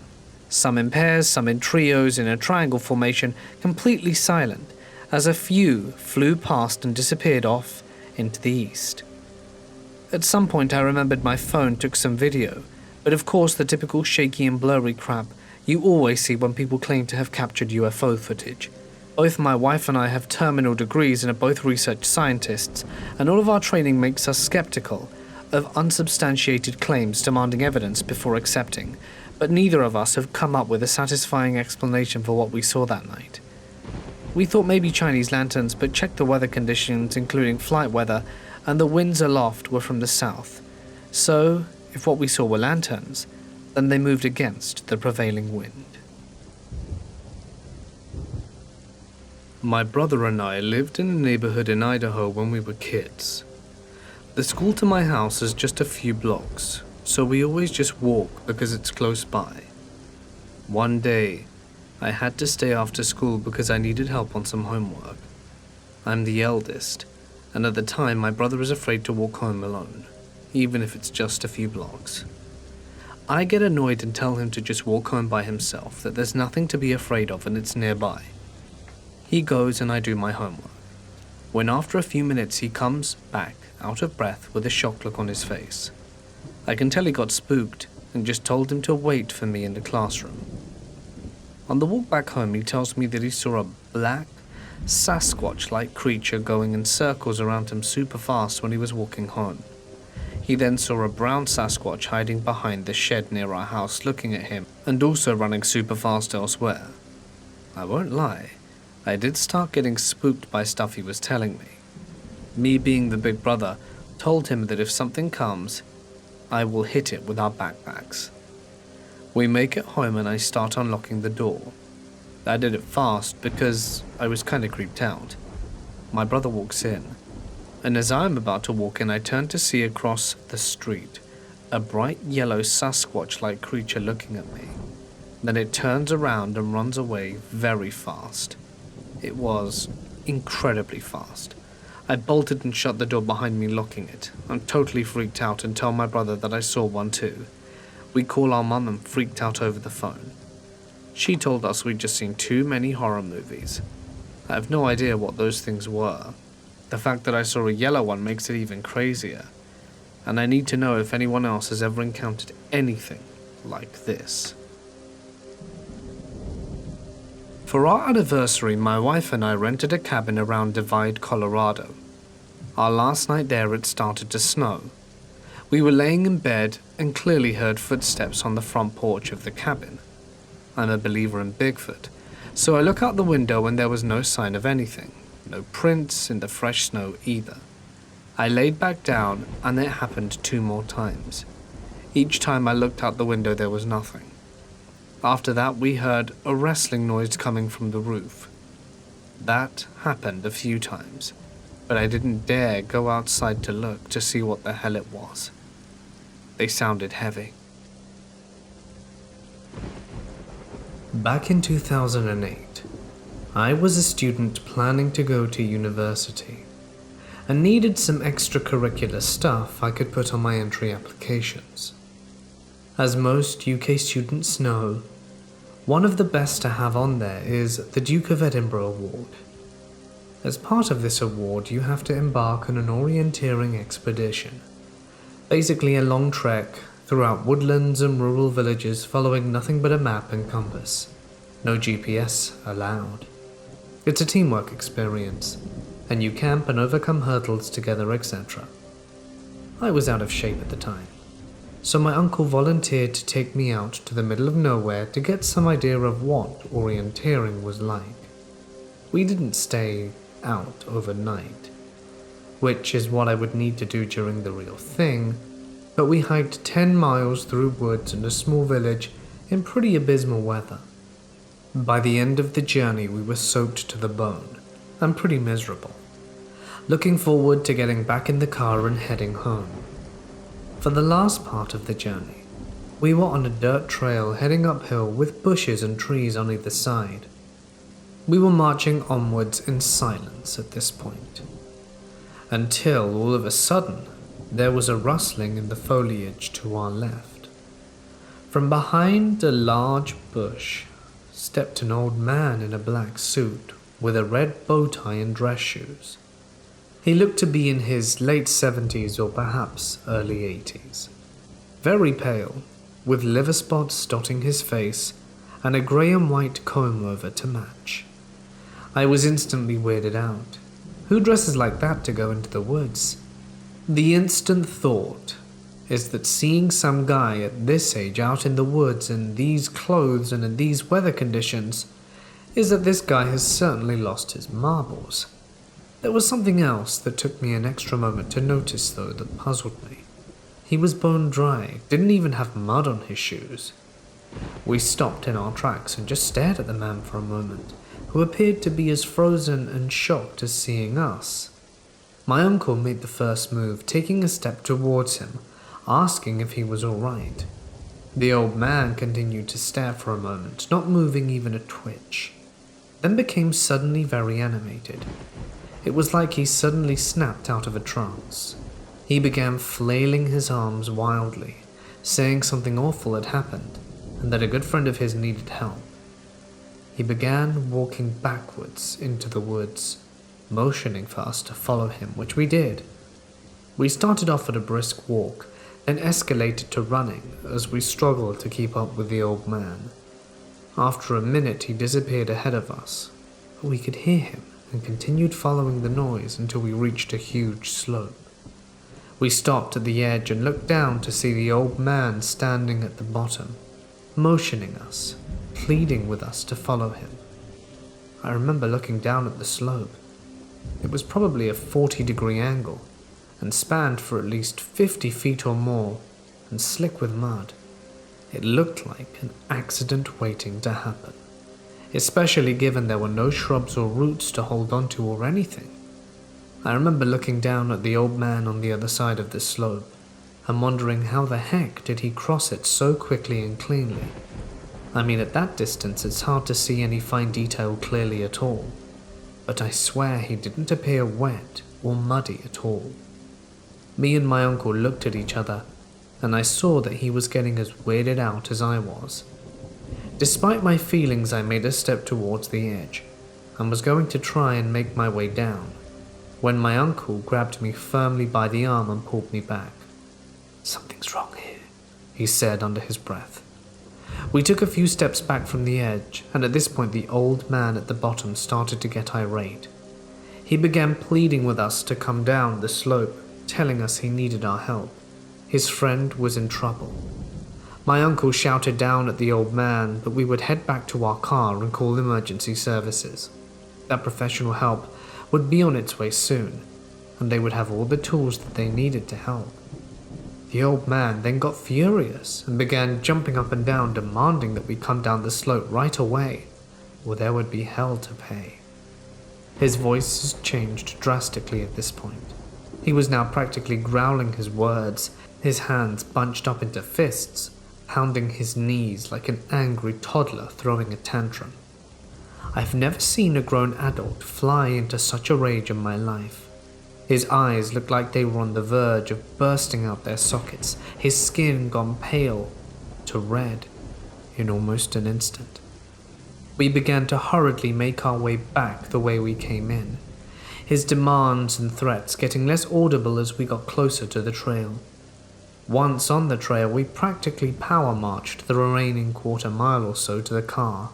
All the while, my uncle was on the phone to the emergency services, explaining to them that there was a possibly mentally ill man wandering the trail. We were ordered to get into our car and await the police so that we could show them where we had encountered him. About an hour later, we met 4 officers, 2 of whom had dogs with them, and a pack of supplies like first aid and emergency blankets. We led them to the exact spot and then pointed the 2 officers with dogs in the direction he led us through the bushes, and the search lasted a weekend, but there was never any trace of the old man. Officers said the only trail they could pick up had been mine and my uncle's. They didn't find any footprints or anything belonging to the old man we encountered. This has been one of my weirdest experiences to date. I have to preface this story by saying that yes, I was young and dumb, and made some major mistakes here. I don't need any judgments, trust me, I know how stupid I was. But on to the story. I was 18 years old and had just joined the army. I was doing my basic training in Georgia in the middle of summer. I was struggling with some mental issues at the time, and to make a long story short, I was in the process of getting chaptered out of the army, aka quitting. My squad mates and even drill instructors had all told me it was going to take months for me to get out, and I'd still be stuck there past Christmas. Mind you, this was June. I was very distraught about the thought of being stuck there, forced to do meaningless chores till January, while my mental state deteriorated. But then a drill sergeant decided it would be fun to deceive me, and convinced me that if I went AWOL, ran away, and made it home, they would simply send me my discharge papers and I would be free. Looking back now, that was clearly a trick, but at the time I was desperate and bought into what he said.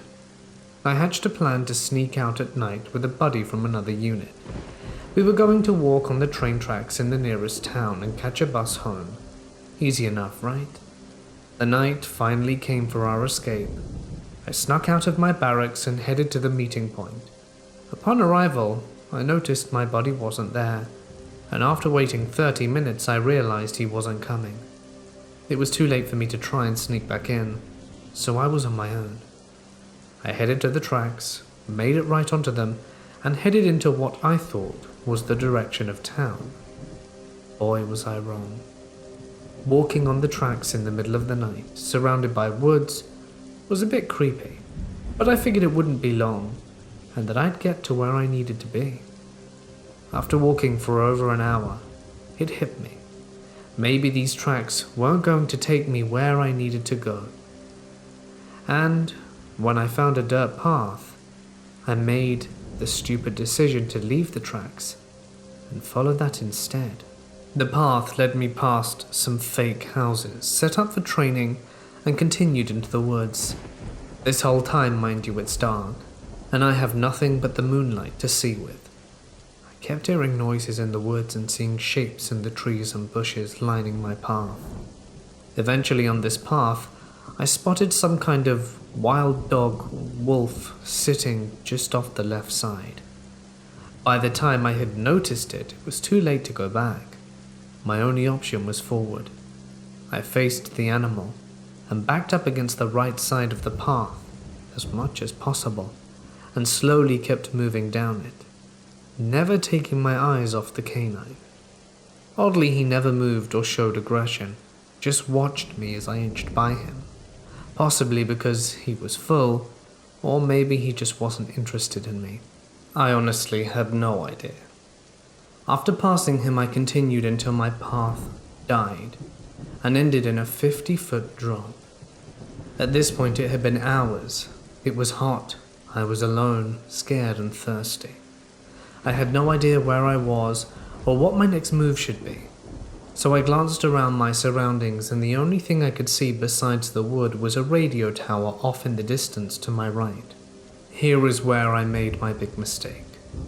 I decided the radio tower couldn't be that far away, and someone had to be there to help me, right? So I left my path, headed into the woods straight towards the radio tower.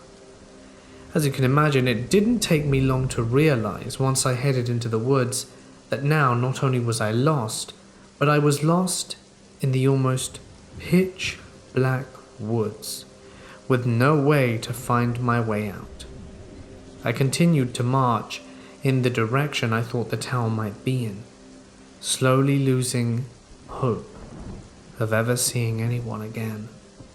Now tired and bleeding from my legs thanks to thorn bushes and my dumb idea of wearing shorts, I was on the brink of giving up, where I came across a dry creek bed with a log in the middle, and out of frustration and hopelessness I climbed onto the log and screamed as loud as I could for someone to help me, which of course got no response.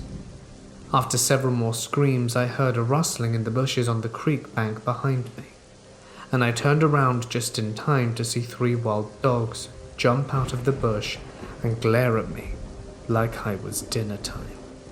I absolutely lost it here. I ran in the opposite direction of them as I heard them taking off after me. I was terrified, running through the darkness with them chasing me, screaming at the top of my lungs and thinking that this was going to be how I'd die, painfully torn apart by wild dogs in the woods and then eaten. I don't know how far or for how long I ran, but eventually I came to a downed tree that was leaning on another, and I scurried up, praying they wouldn't climb it. I finally looked behind me and they were gone, nowhere to be seen.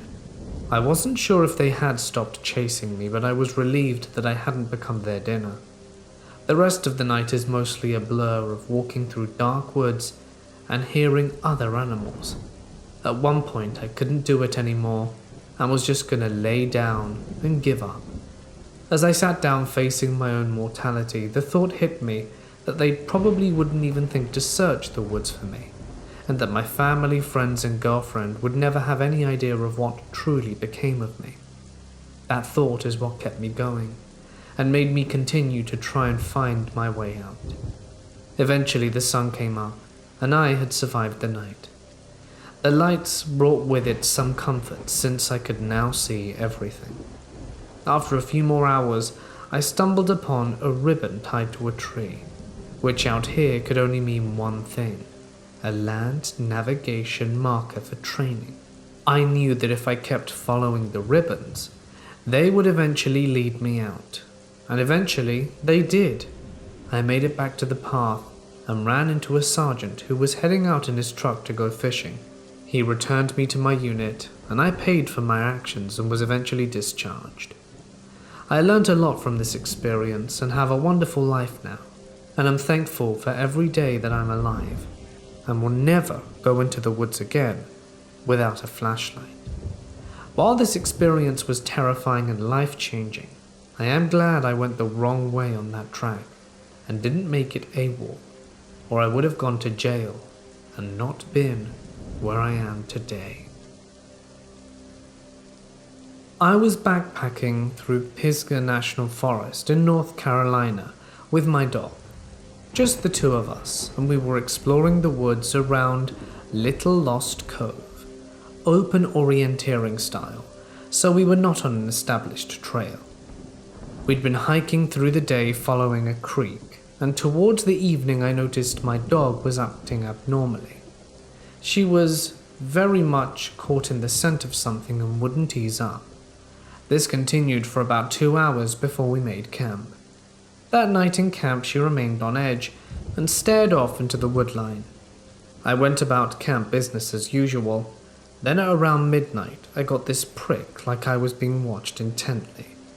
I let the feeling ride for a bit and kept tinkering with the fire. Then I heard the brush rustle. I got up from the fire and shone my flashlight in the hillside. A figure on all fours just managed to escape the beam, all but the tail. It was a tail I knew that was not supposed to still exist in the southern Appalachians. I cast my light across the hillside and this time caught its eyes. 2 glowing yellow orbs just watching and waiting. At that point, I went into a fury, grabbed my tomahawk, and charged up the hill after the beast, screaming curses all the while. The watcher ran off, but neither I or the dog slept that night. The following morning we left camp at first light, and began hiking up the mountain to the ridgeline which would lead us out. Atop the ridgeline in the fresh mud were a series of tracks left by an animal that officially no longer exists in the eastern US.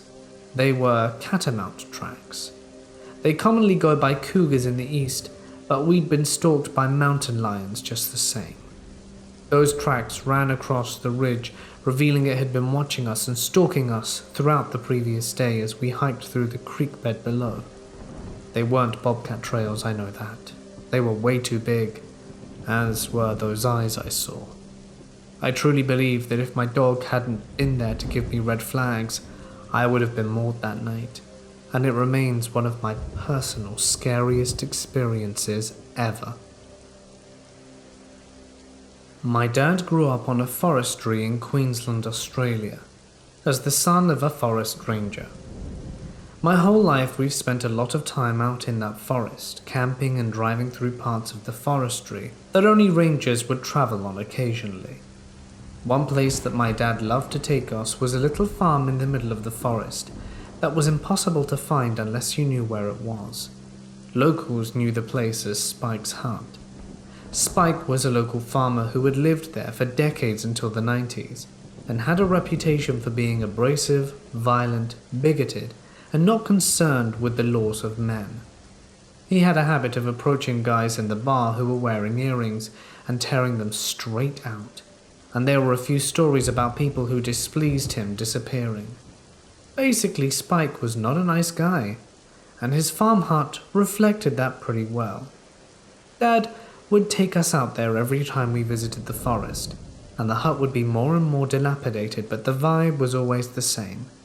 That straight-up feeling of being watched, even though Spike was long gone.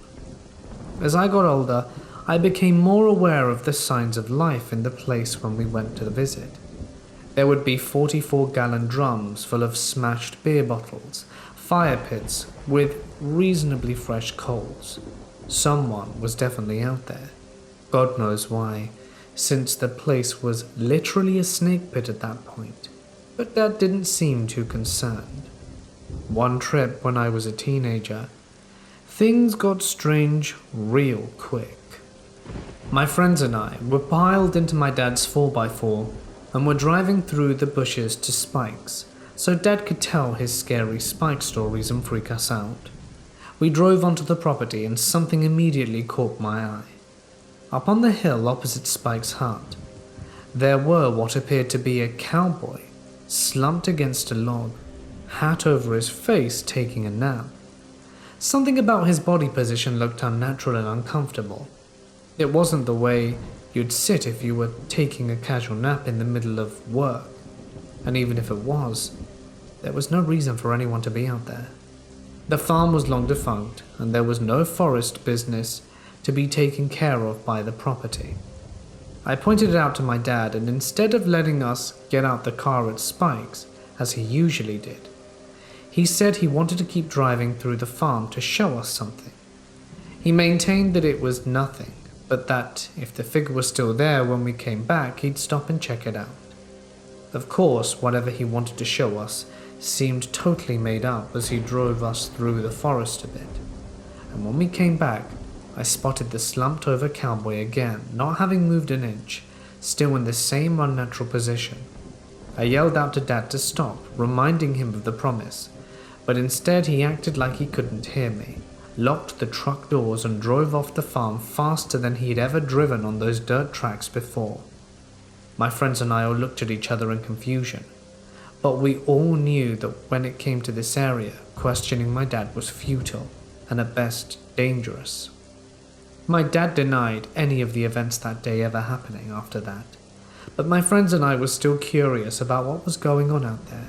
So a few months later, we went camping on our own to see if we could find Spike's hut. It took hours of driving through the forest to find the gate to Spike's property, but eventually we found it without Dad's help.